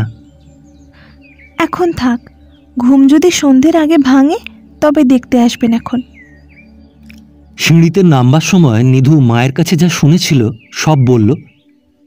মঞ্জু শুনে বিশেষ আশ্চর্য হলো না, বলল, হৈমুদি নিজেই এ কথা তো ওবেলা বলে গেল। আচ্ছা, আমরা যদি পুরুষ না নিই তবুও তারা বাড়িতে করতে দেবেন না? তাও বলতে পারি নে, আপত্তি যদি করে তাতেও করতে পারে। বলতে বলতে হৈমের গলা শোনা গেল, বাইরে থেকে ডাকছে, ও মঞ্জু, ও নিপেন। মঞ্জু ছুটে এগিয়ে নিতে এলো। এবেলাও হৈম খুব সাজগোজ করে মুখে ঘন করে পাউডার মেখে চুলে ফ্যান্সি খোপা বেঁধে ও ফুল গুঁজে এসেছে। বাড়ি ঢুকেই সে বলল, নিধুদা আসেনি? এসে বসে আছেন, এসো দালানে হৈমুদি। আজ অনেকক্ষণ পর্যন্ত রিহার্সাল দিতে হবে কিন্তু। শোনেননি হৈমুদি, বাবার বড় অসুখ যে। হৈম বিস্ময়ের সুরে বলল, জ্যাঠামশাইয়ের অসুখ? কি অসুখ? ব্লাড প্রেশার বেড়েছে, ওই নিয়েই তো ভুগছেন, তাই আজ আর রিহার্সাল হবে না। না, তা আর কি করে হবে? এখন কেমন আছেন উনি? এখন একটু ভালো। এসব কলকাতার রোগ হৈমদি, পাড়া গায়ে এসব নেই বলে মনে হয় আমার। হৈম একটু পরেই বলল, তাহলে আর যাই মঞ্জু ভাই, আমি। হঠাৎ মঞ্জুর মনে পড়ে গেল কথাটা, বলল, হৈমদি, তোমার বাবা কিছু বলেছেন নাকি তোমায় এ বিষয়ে? কি বিষয়ে? এই থিয়েটার করা নিয়ে। তা তিনি বলতে পারেন না, আমার শ্বশুর বাড়ি থেকে আপত্তি না করলেই হলো, আমি ওসব মানিনি। সে কথা নয় হৈমদি, গাঁয়ের কে এক বুড়ি। নিধু নাম বলে দিল। হ্যাঁ, সে জগ ঠাকুরুন আপনার বাবাকে কী সব বলেছেন। পুরুষের সঙ্গে মিশে থিয়েটার করলে বা এমনিই থিয়েটার করলে তোমার মেয়ের বদনাম রটবে। হৈম তাচ্ছিল্যের সুরে বলল, ও এই কথা? ও আমি গ্রাহ্য করিনি, আমি যা খুশি করব, তাতে বাবা পর্যন্ত কিছু বললে আমি শুনছি নে তো জগ ঠাকুরুন। আচ্ছা, এখন তাহলে আসি। বারে, চা খেয়ে যান হৈমদি। না ভাই, আরেকদিন এসে খাবো। নিধুদা, আমায় একটু এগিয়ে দাও না। নিধু মঞ্জুকে বলল, বসো মঞ্জু, আমি ওই তেঁতুলতলার মোড় পর্যন্ত হৈমকে এগিয়ে দিয়ে আসছি। পথে পড়ে হৈম বলল, তুমি থিয়েটার করবে তো নিধুদা? আমার আর করা হয় হৈম, গায়ের মধ্যে যদি কথা ওঠে এ নিয়ে। ও ভারী কথা, তুমি না করলে আমিও করব না নিধুদা, তুমি আছো তাই করছি।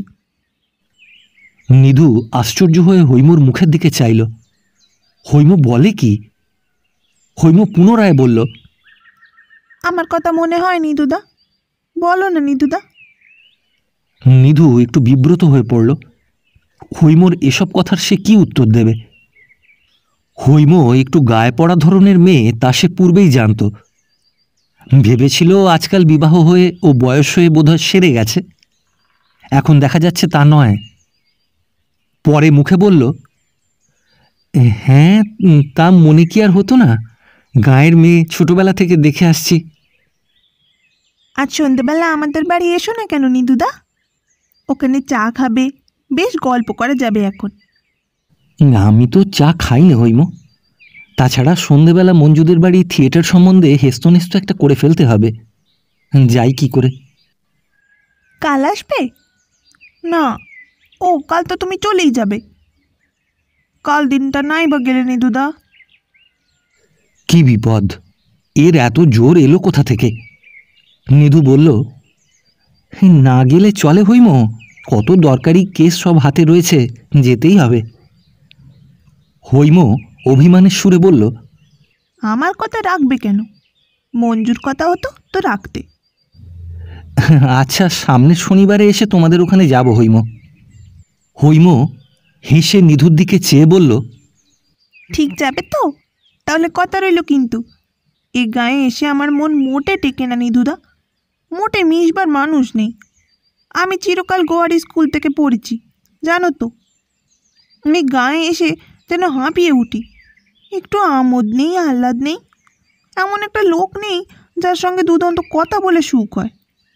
তবুও মঞ্জুরা এসেছিল, ওরা শহরের মেয়ে, আমোদ করতে জানে। ওই বলছে থিয়েটার করবে, আমার ওতে ভারী উৎসাহ। সময়টা তো বেশ কাটবে, তাই আমি। তুমি তাকো, আমার বেশ ভালো লাগে। হৈম নিধুর দিকে অপাঙ্গ দৃষ্টিতে চেয়ে হেসে ফেলল, বলল, সত্যি কিন্তু আসবে সামনের শনিবারে নিধুদা, আমার মাথার দিব্যি। সেদিন কিন্তু আমাদের বাড়িতে চা খাবে। চা আমি খাই না হৈম। চা না খাও, খাবার খেও, আর আমরা গল্প করব। ঠিক রইল কিন্তু। থিয়েটার তাহলে তুমি করবে? কিন্তু জগঠাকুরুন কি বলেছে আজ মার কাছে, শুনেছ তো? বলুক কি, আমি ওসব মানিনি। আমার শ্বশুর বাড়ি তেমন নয়, কেউ কিচ্ছু বলবে না। সে তুমি বোঝো, আমার কানে কথাটা উঠেছে যখন তোমাদের কাছে বলা আমার উচিত। মঞ্জুদের কেউ কোনো দোষ ধরবে না, কেননা ওরা হলো বড় লোক, ওরা এখানে থাকবেও না, ওদের কে কি করবে? আমারও কেউ কিছু করতে পারবে না। জীবনে দুদিন আমোদ করব না, আহ্লাদ করব না, মুখ বুঝিয়ে বসে থাকবো এই অজপাড়া গায়ের মধ্যে, সে আমার দ্বারা হবে না। আচ্ছা, তুমি এসো হৈম। কোথায় যাবে এখন?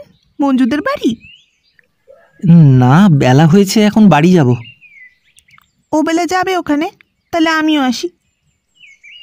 নিধু মনে মনে বিরক্ত হলেও বলল, তার এখন কিছু ঠিক নেই, আসতেও পারি, এখন বলতে পারি নে। বিকালের দিকে নিধু ভাবল সে মঞ্জুদের বাড়ি যাবে কিনা। মন সেখানে যাবার জন্য উন্মুখ হয়ে আছে যেন, অথচ বেশ বোঝা যাচ্ছে সেখানে আর তার যাওয়া উচিত নয়। বেলা পড়ে এলো, তবুও নিধু ইতস্তত করতে লাগলো, এবং তারপরেই সে হঠাৎ কিসের টানে সব কিছু দ্বিধা ভুলে কখন ওদের বাড়ির দিকে রওনা হলো। মঞ্জুদের বৈঠকখানার কাছে গিয়ে মনে হলো আজ মঞ্জু তাকে ডেকে পাঠায়নি তো, অথচ রোজই ডেকে পাঠায়। মনের মধ্যে কোথা থেকে অভিমান এসে জুটল। নিধু আর মঞ্জুদের বাড়িতে না ঢুকে গ্রামের বাইরের রাস্তার দিকে বেড়াতে গেল।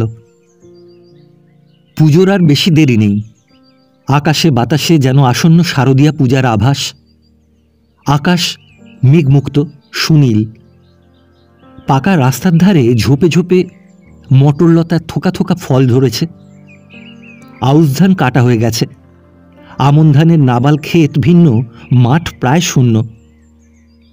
15 দিন বৃষ্টি হয়নি, গুমোট গরম, কোনো দিকে একটু হাওয়া নেই।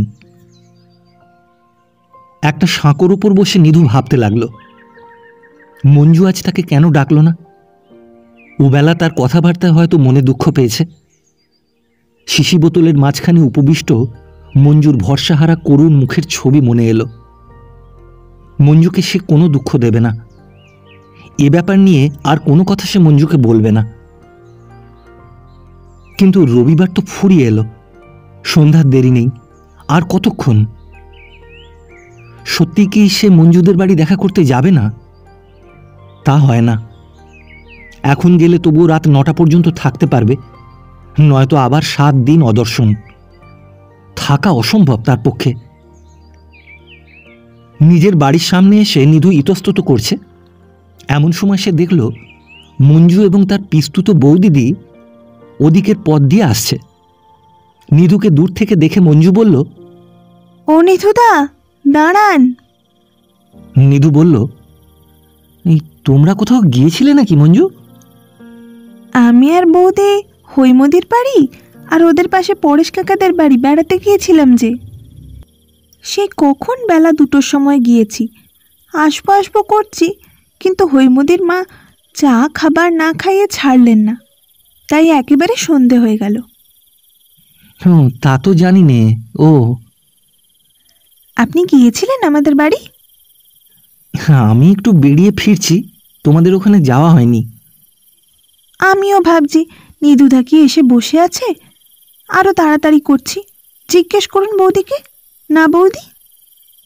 মঞ্জুর বৌদিদি বললেন, হ্যাঁ, ও তো অনেকক্ষণ থেকে আসবার ঝোঁক করছে। তা একজনের বাড়ি গেলে কি তক্ষুনি আসা ঘটে, বিশেষ কখনো যখন যাইনে। মঞ্জু বলল, আসুন নিধুদা, চলুন আমাদের বাড়ি। নিধুর অভিমান অনেক আগেই কেটে গিয়েছিল। মঞ্জু যে আজ তাকে ডেকে পাঠায়নি তার সম্পূর্ণ যুক্তিসঙ্গত কারণ বিদ্যমান। বাড়িতে পৌঁছে মঞ্জু বলল, কি খাবেন বলুন নিধুদা? মঞ্জুকে আজ ভারী সুন্দর দেখাচ্ছে। নিজের বাড়িতে বসে থাকে বলে মঞ্জু কখনো সাজগোজ করে না। আজ পাড়ায় বেড়াতে বের হয়েছে বলে সে চওড়া সাদা জরির পার বসানো চাঁপা রঙের ভালো সিল্কের শাড়ি ও ফিকে গোলাপি রঙের ব্লাউজ পরেছে। কপালে টিপ, চমৎকার ঢিলে খোঁপা বেঁধেছে, পায়ে মাদ্রাজি স্যান্ডেল। খুব মৃদু এসেন্সের সৌরভ তার চারপাশের বাতাসে। মুখশ্রীতে প্রগল্ভতা নেই, অথচ বুদ্ধি ও আনন্দের দীপ্ত সজীব ভঙ্গি তার মুখে, হাত পা নাড়ার ভঙ্গিতে, কথা বলার ধরনে। নিধু আমতা আমতা করে বলল, তা যা খাওয়াবে। আপনার জন্য কি খাবার করে রেখেছিলাম জানেন? বলুন তো। নিধু বিস্মিত কণ্ঠে বলল, আমার জন্যে? হ্যাঁ, আপনার জন্যেই। নিমকি ভেজেছিলুম নিজে বসে, দুপুরের পর 1 ঘন্টা ধরে। বৌদি বেলে দিলে আমি ভাজলাম। গরম গরম দেব বলে আপনাকে ডাকতে পাঠাচ্ছি নিপেনকে। এমন সময় হৈমদির মা, হৈমদি সবাই এলেন ওদের বাড়ি নিয়ে যেতে। ও, ওরা এসেছিলেন বুঝি? তবে আর বলছি কি, এসে কিছুতেই ছাড়লেন না, যেতেই হবে। মা বললেন, তবে তুই যা, আমি নিধুকে ডেকে খাওয়াবো এখন। আমি বললাম, তা হবে না মা, আমি ফিরে এসে ডেকে পাঠাবো। এত কথা কিছুই জানি না আমি। কি করে জানবেন? একবার ভাবলাম আপনাদের বাড়ি হয়ে যাই, কিন্তু ওরা সব ছিলেন। হৈমদি কিন্তু বলেছিল। কি বলেছিল হৈম? হৈমদি বললে নিধুদাকে ডেকে নিয়ে গেলে হতো, ওর মা বারণ করলেন। হৈমর মা বারণ করে ঠিকই করেছেন। হৈম শহরে বাজারে কাটিয়েছে, পাড়া গাঁয়ের ব্যাপার ও কিছু বোঝে না। মেয়েরা যাচ্ছে বেড়াতে, তার মধ্যে একজন পুরুষ মানুষ সঙ্গে যাওয়া, লোকে কি বলবে? মঞ্জুর ওপর অভিমানের বিন্দুমাত্র এখন আর নিধুর মনে নেই, বরং মঞ্জুর স্নেহে ও প্রীতিতে অযথা সন্দেহ করার দরুন নিধু মনে মনে যথেষ্ট লজ্জিত ও দুঃখিত হল। মঞ্জু বলল, বসুন, নিমকি নিয়ে আসি গরম করে। ঠান্ডা হয়ে গেছে, খেতে পারবেন না। এই শোনো শোনো, অত শত করে কাজ নেই, যা আছে তাই ভালো। মঞ্জু কিন্তু কিছুক্ষণ বিলম্ব করেই গরম গরম নিমকি এনে দিল নিধুকে। বলল, আমার ভারী মন খারাপ হয়ে গিয়েছিল নিধুদা আপনাকে না খাওয়াতে পেরে। ভাবলাম সন্ধে হয়ে গেল, আপনার সঙ্গে আর কখনই বা দেখা হবে, সকালে উঠে তো চলেই যাবেন। নিধু হেসে বলল, সত্যি বলতে গেলে আমার রাগ হয়েছিল তোমার উপর। কেন? কি অপরাধ হলো? রোজ বিকেলে ডাকতে পাঠাও, আজ কেউ গেল না ডাকতে, আমি বড় রাস্তার দিকে বেড়াতে বেরিয়ে গেলাম। মঞ্জু ভ্রু কুঞ্চিত করে বলল, ওইখানে আপনার দোষ। আমাদের পর ভাবেন কি না, তাই না ডাকলে আসেন না। সেই জন্যে নয় মঞ্জু, তোমরা বড় লোক, যখন তখন ঢুকতে ভয় করে। ওই ধরনের কথা শুনলে আমার কষ্ট হয় বলেছি না? মঞ্জু, তুমি আমায় ক্ষমা করো। ওবেলা তোমার মনে বড় কষ্ট দিয়েছি, চোখের জল ফেলিয়েছি। সেই থেকে আমার মন মোটেই ভালো নেই। তুমি ছিলে কোথায় আর আমি ছিলাম কোথায়? এতদিন তোমার নামও জানতাম না, কিন্তু আলাপ হয়ে পর্যন্ত তোমাকে আর পর বলে মনে হয় না। তাই এমন কথা বলে ফেলি যা হয়তো পরকে বলা যায় না। তুমি জজবাবুর মেয়ে বলে তোমায় সবাই সমীহ করে চলবে, কিন্তু আমি ভাবি ও তো মঞ্জু। মঞ্জু চুপ করে রইল। সে কিছুক্ষণ যেন আপন মনে কি ভাবল, পরে ধীরে ধীরে বলল, কিছু মনে করিনি নিধুদা, আপনিও কিছু মনে করবেন না, ও কথা আর তুলবেন না। তার কণ্ঠস্বর ঈষৎ বেদনা ক্লিষ্ট। অল্পক্ষণ পূর্বের সেই হালকা সুর আর তার কথার মধ্যে নেই। নিধু অন্য কথা পাড়বার জন্য জিজ্ঞাসা করল, তাহলে কি প্লে করা ঠিক করলে এবার? মঞ্জু যেন নিধুর প্রশ্ন শুনতেই পেল না। সে অন্যমনস্ক হয়ে কি ভাবছে। তারপর হঠাৎ নিধুর মুখের দিকে ব্যথাম্লান ডাগর চোখের পূর্ণ দৃষ্টিতে চেয়ে বলল, নিধুদা, আমার কথা বিশ্বাস করবেন? কি বলো? আপনার জন্যে আমার মন কেমন করে। আপনি এখান থেকে চলে গেলেই। নিধু কি একটা বলতে যাচ্ছিল, মঞ্জু বাধা দিয়ে বলল, আরও জানেন, 2 শনিবার আপনি আসেননি। ভেবেছিলাম আপনাকে চিঠি লিখে দিই আসবার জন্যে, কিন্তু বাড়িতে কেউ সেটা পছন্দ করতো না বলে কিছু করিনি। আমার সৌভাগ্য মঞ্জু, কিন্তু সেই জন্যই মনে হয় আর তোমার সঙ্গে মেশা উচিত নয় আমার। কিছু ভাববেন না নিধুদা, আমি ছেলে মানুষ নই। কষ্ট করতে পারবো জীবনে, ও জিনিস কষ্টের জন্যই হয়। আপনি আশীর্বাদ করবেন যেন সহ্য করতে পারি। নিধুর মুখ দিয়ে কথা বের হলো না। তেঁতুল গাছের সন্ধ্যার অন্ধকারে বাদুড়ের দল ডানা ঝটপট করছিল। সুমুখে আঁধার রাত। বাড়ি থেকে ফিরতে নিধুর দেরি হয়েছিল। বাসায় তালা খুলছে, এমন সময় বিনোদ মুহুরী এসে বলল, এই বাবু, এই এত দেরি করে ফেললেন? প্রায় 10টা বাজে, কেস আছে। মক্কেল কোথায়? ওই কোর্টের রসদতলায় বসিয়ে রেখেছি। তা আপনি এত বেলা করে ফেললেন? চলো যাই, এজাহার করিয়ে দিতে হবে। হ্যাঁ বাবু, আমি তাহলে যাই, বেহাতি হয়ে যাবে। হরিহর নন্দীর দালাল ঘুরছে, আমি ছুটে দেখতে এলাম আপনি এলেন কি না বাড়ি থেকে। টাকা দেবে? 2 টাকা দেবে কথা হয়েছে। তবে তো ভারী মক্কেল ধরেছ দেখছি। হরিহর নন্দী 2 টাকা এজাহার করবে? বাবু 1 টাকাতেও করবে, আপনি জানেন না। সাধনবাবু 8 আনায় করবে, ওই নিরঞ্জন মুক্তার 8 আনায় করবে। আপনার একটু নাম বেরিয়ে গিয়েছে তাই। হ্যাঁ আমি যাই বাবু, সামলাই গিয়ে আগে। পথে নিরঞ্জন মুক্তারের সঙ্গে দেখা। নিধু বলল, এই শুনেছ হে, মক্কেল একে নেই, তার উপরে দালালে বোধহয় ভাঙিয়ে নেয়, তাই ছুটছি। নিরঞ্জন হেসে বলল, ছুটো না হে, বিনোদ যতটা বলেছে অতটা নয়। কেউ কারো মক্কেল ভাঙায় না ওভাবে। কি করে জানবো? বিনোদ বললে তাই শুনলাম।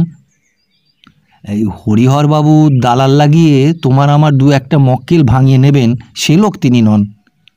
ছুটো না, হোঁচট খেয়ে পড়ে যাবে, আস্তে আস্তে চলো। না ভাই, বিশ্বাস নেই কিছু। মক্কেল বেহাত হয়ে গেলে তখন কেউ দেখবে না, আমি এগুই। না, মক্কেল ঠিক হাতেই আছে। বিনোদ দাঁত বের করে এসে জানালো। নিরঞ্জন অল্পক্ষণ পরে কোর্টের প্রাঙ্গণে পৌঁছে বলল, কি হে হাঁপাচ্ছ যে, মক্কেল পেলে? হ্যাঁ ভাই। ওসব মুহুরিদের চালাকি, কোথায় যাবে মক্কেল? মুহুরিরা কাজ দেখাচ্ছে তোমার কাছে, নিজের বাহাদুরি করবার সুযোগ কি কেউ ছাড়ে? সাধন মুক্তার দূর থেকে নিধুকে দেখতে পেয়ে বললেন, ও নিধিরাম, বাড়ি থেকে এলে কখন? ভালো সব? শোনো। কি বলুন সাধনবাবু? ওহে, ইন্টারভিউ লিস্টে তোমার নাম উঠেছে যে দেখলাম। কে নাম দিলে হে? তা তো জানি নে, তবে আমার মনে হয় সাব ডেপুটি বাবু, উনি এসডিওকে বলে করিয়েছেন। বেশ বেশ, দেখে খুশি হলাম। বেলা 3টার সময় নিরঞ্জন গোপনে নিধুকে বলল, এই একটা কথা আছে, বেরুবার সময় আমার সঙ্গে একা যাবে, জরুরি কথা, কাউকে সঙ্গে নিও না। কি এমন জরুরি কথা হে? এখন বলবো না, কে শুনে ফেলবে। আরও আধ ঘন্টা পরে দুজনে বের হয়ে চলে যাচ্ছে।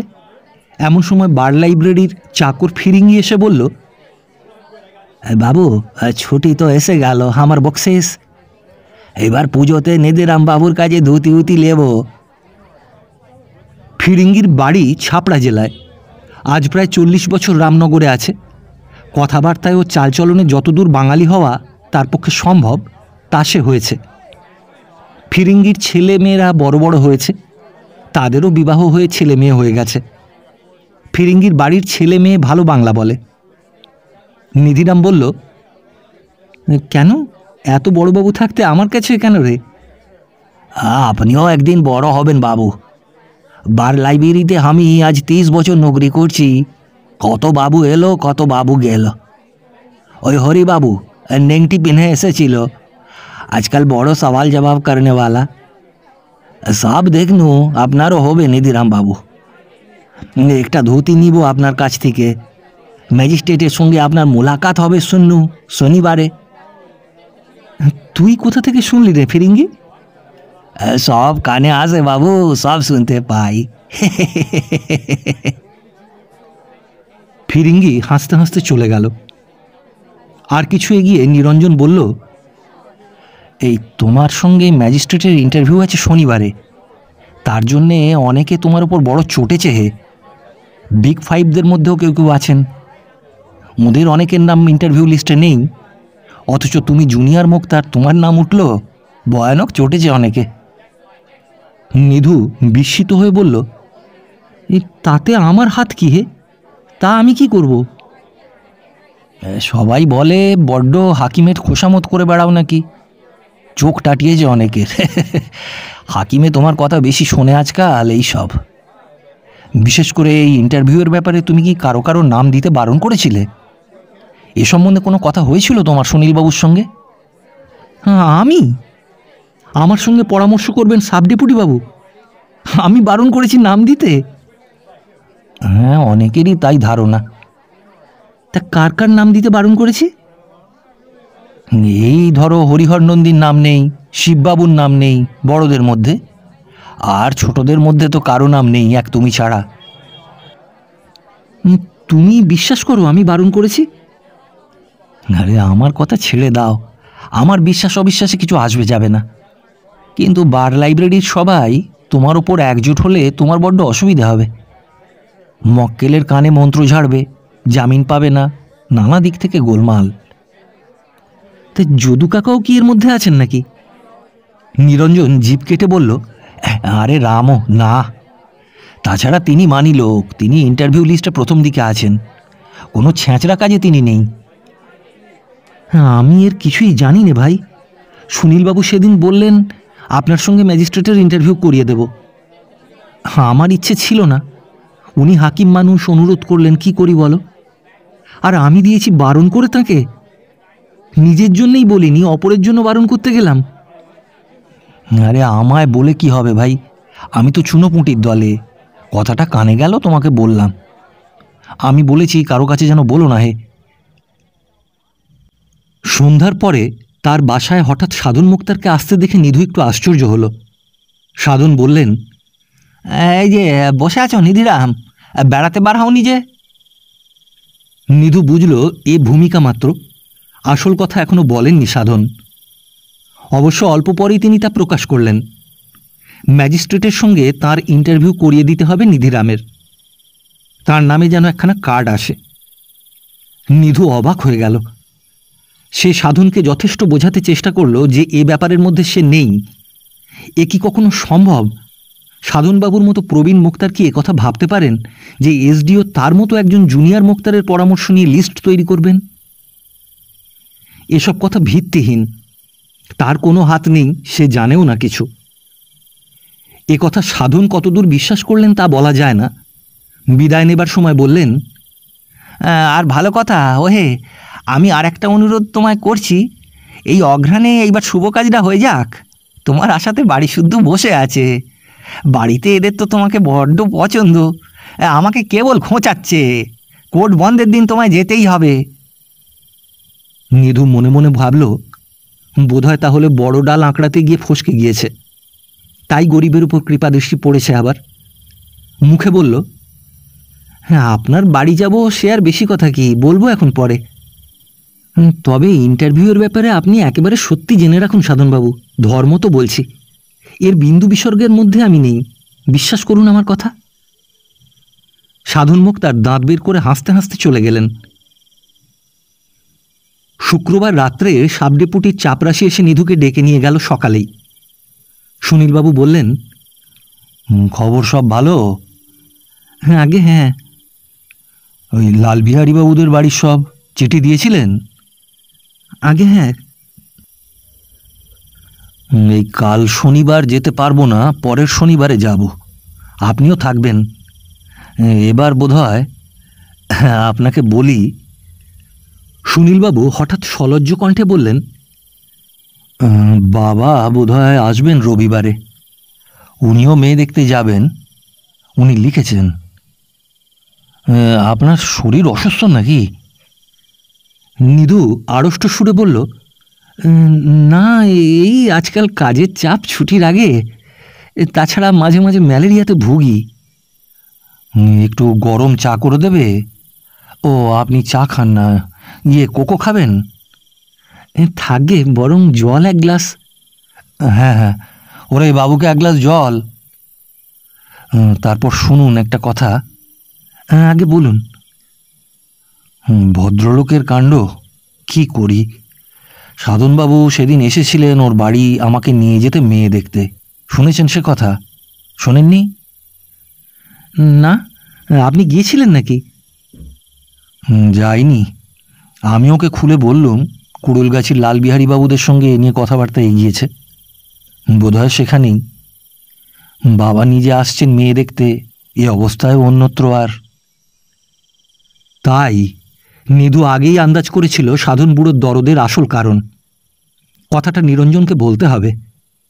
ওই একজন সমবয়সী বন্ধু আছে রামনগরে, সুখ দুঃখের কথা যার কাছে বলে সুখ পাওয়া যায়, যে বুঝতে পারে, দরদ দিয়ে শোনে।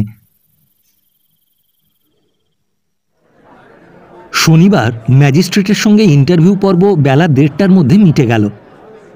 মহকুমার অনেক বিশিষ্ট লোক উপস্থিত, ভিড়ও খুব। যে সময়ের কথা বলা হচ্ছে, তৎকালে ম্যাজিস্ট্রেটের সঙ্গে করমর্দন করা সুখবিরল যশবিরল পৃথিবীর একটা প্রধান সুখ, একটা প্রধান সম্মান। ম্যাজিস্ট্রেট আহেলা বিলাতি আইসিএস, নাম রবিনসন, লম্বা বলিষ্ঠ চেহারার দিকে কিছুক্ষণ চেয়ে থাকতে ইচ্ছে করে। এসডিও এসে নিধুকে এগিয়ে দিয়ে বললেন, বাবু নিধিরাম চৌধুরী, মুক্তিয়ার। ঠিক পূর্বে সরে গেছেন লোকাল বোর্ডের মেম্বার শশীপদবাবু। সাহেব সহাস্য বদনে হাত বাড়িয়ে দিয়ে বললেন, গুড আফটারনুন বাবু, so glad to meet you. Nidhu ঘেমে উঠেছে। সে হাত বাড়িয়ে ম্যাজিস্ট্রেটের হাতে দেবার সঙ্গে সঙ্গে মাথা নিচু করে সেলাম ঠুকল। মুখে বলল, good afternoon sir, your honour.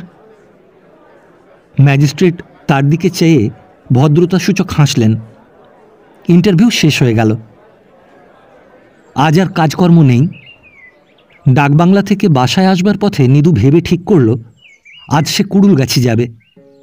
যদিও বলে এসেছিল যাবে না, কিন্তু যখন সকালে সকালে কাজ মিটে গেল, তখন আজই এখনই বের হয়ে পড়তে হবে। সামনের শনিবারে বরং যাবে না বাড়ি। সুনীলবাবু এবং তার বাবা যেদিন মেয়ে দেখতে যাবেন, সেদিন তার না থাকলেও কোনো পক্ষের ক্ষতি নেই। আজ শরীরটা কিন্তু সকাল থেকেই ভালো নয়, জ্বরজারি হতে পারে। সারা গায়ে যেন বেদনা।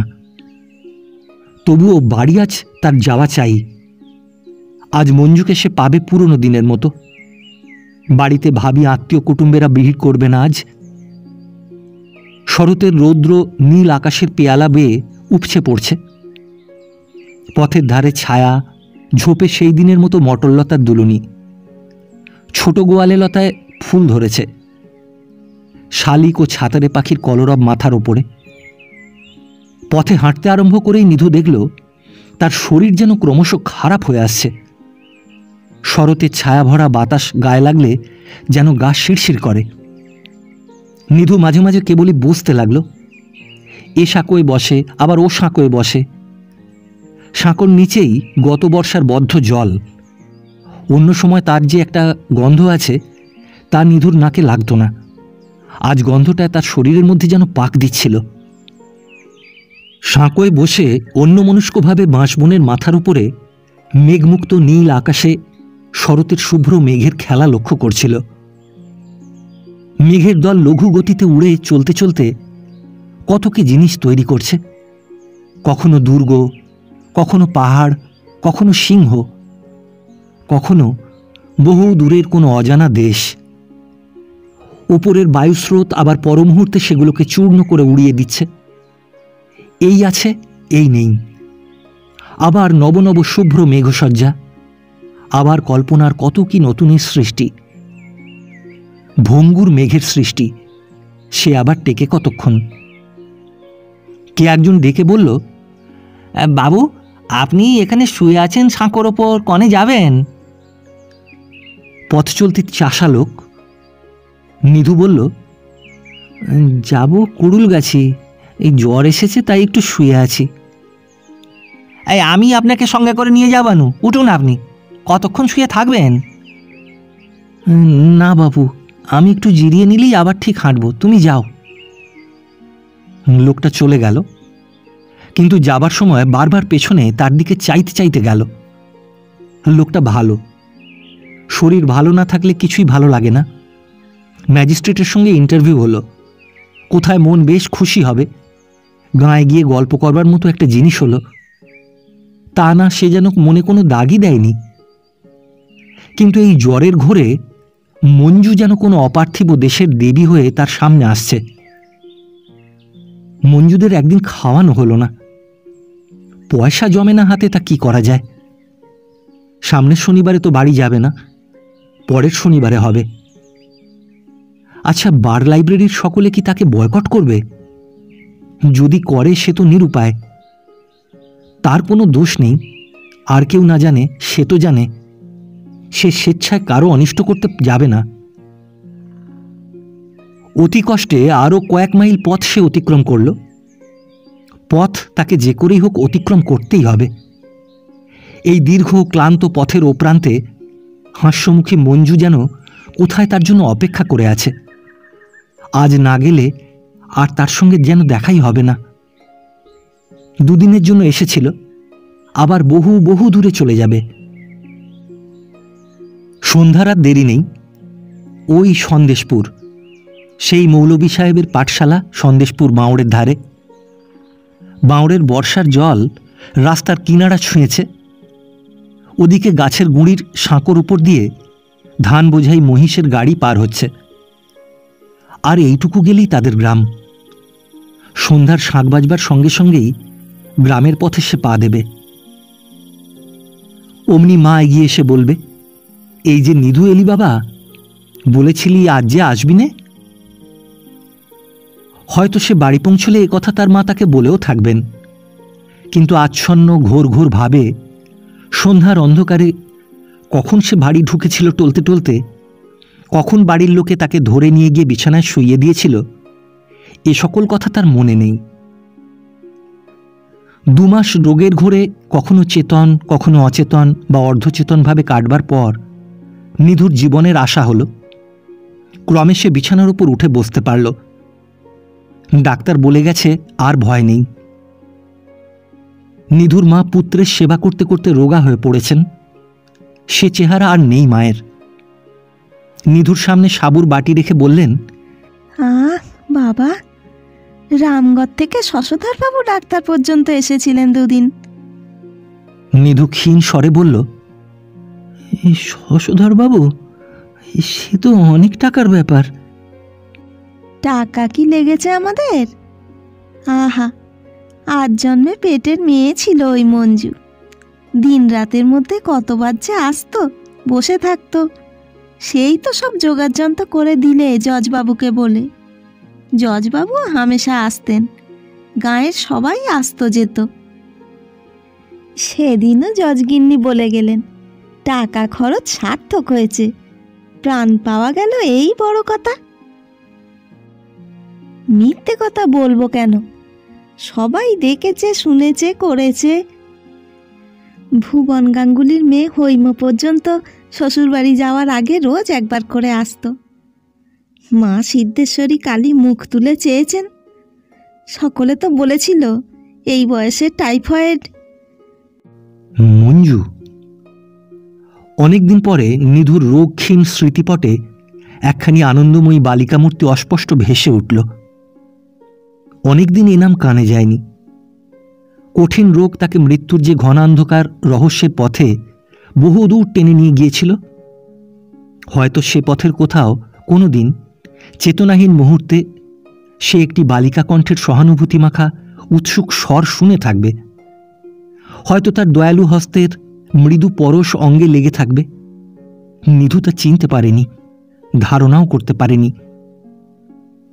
সে কিছু বলবার আগেই তার মা বললেন, ও শনিবারে যাবার দিনটাতেও মঞ্জু এসে কতক্ষণ বসে রইল। বললে বাবার ছুটি ফুরিয়ে গেল তাই যেতে হচ্ছে জ্যাঠাইমা, নইলে নিধুদাকে এভাবে দেখে যেতে কি মন সরে। বাবার কোট খুলবে জগদ্ধাত্রী পুজোর পরে, আর থাকবার জো নেই। চোখের জল ফেললে সেদিন বাছা আমার, একেবারে যেন আমার পেটের মেয়ে। বললাম যে অমন মেয়ে কি হয় আজকালকার বাজারে, তাই তো বলি। মায়ের বাকি কথা নিধুর কানে গেল না। আরও দিন 15 কেটে গিয়েছে। নিধু এখন লাঠি ধরে সকালে বিকেলে একটু করে বাড়ির কাছেই পথে বেড়ায়। মঞ্জুদের বাড়ি তালা বন্ধ, কেউ কোথাও নেই। আগেও তো কেউ ছিল না এ বাড়িতে, কখনো কেউ থাকতো না, এখনো কেউ নেই। এতে নতুন কি আছে? এই শেষ হেমন্তের ঈষৎ শীতল অপরাহ্নগুলোতে আগে আগে ঘন ছোট গোয়ালেলতার জঙ্গলে জজবাবুদের বাড়ির সদর দরজা ঢেকে থাকত। সে আবাল্য দেখে এসেছে। বছরের পর বছর কাটবার সঙ্গে সঙ্গে সেই বন আবার গজাবে। মধ্যে যে এসেছিল সে তো দুদিনের স্বপ্ন। ছনু জেলে মাছের ডালা মাথায় করে চলেছে। তাকে দেখে বলল, এই যে দাদা ঠাকুর, আজকাল একটু বল পাচ্ছেন? হ্যাঁ ছনু, ডাক্তার বলেছে একটু বেড়াতে সকাল বিকেল। হ্যাঁ তা যান, বেলা গিয়েছে, আর ঠান্ডা লাগাবেন না। কার্তিকে হিম, আপনার তো পুনর্জন্ম গেল এবার। কপালে ভোগ থাকলে। হ্যাঁ তাই দাদা ঠাকুর, তাই কপালই সব। এমন পুজোটা গেল জজবাবুদের বাড়ি, কি খাওয়ান দাওয়ান, আমাদের তো খেলো ঢেলো। জজবাবু নিজে সামনে দাঁড়িয়ে, ছনু ভালো করে খাও বাবা, যা ভালো লাগে মুখে চেয়ে নিও। অমন মানুষ আর হয় না। নিধু বাড়ির দিকে ফেরবার আগে কেউ কোনো দিকে নেই দেখে বন্ধ দরজার ফাঁক দিয়ে জজবাবুদের বাড়ির মধ্যে একবার উঁকি দিয়ে দেখবার চেষ্টা করল। ভালো দেখা গেল না। হেমন্ত সন্ধ্যার অন্ধকার ঘনিয়ে এসেছে গাছপালায়।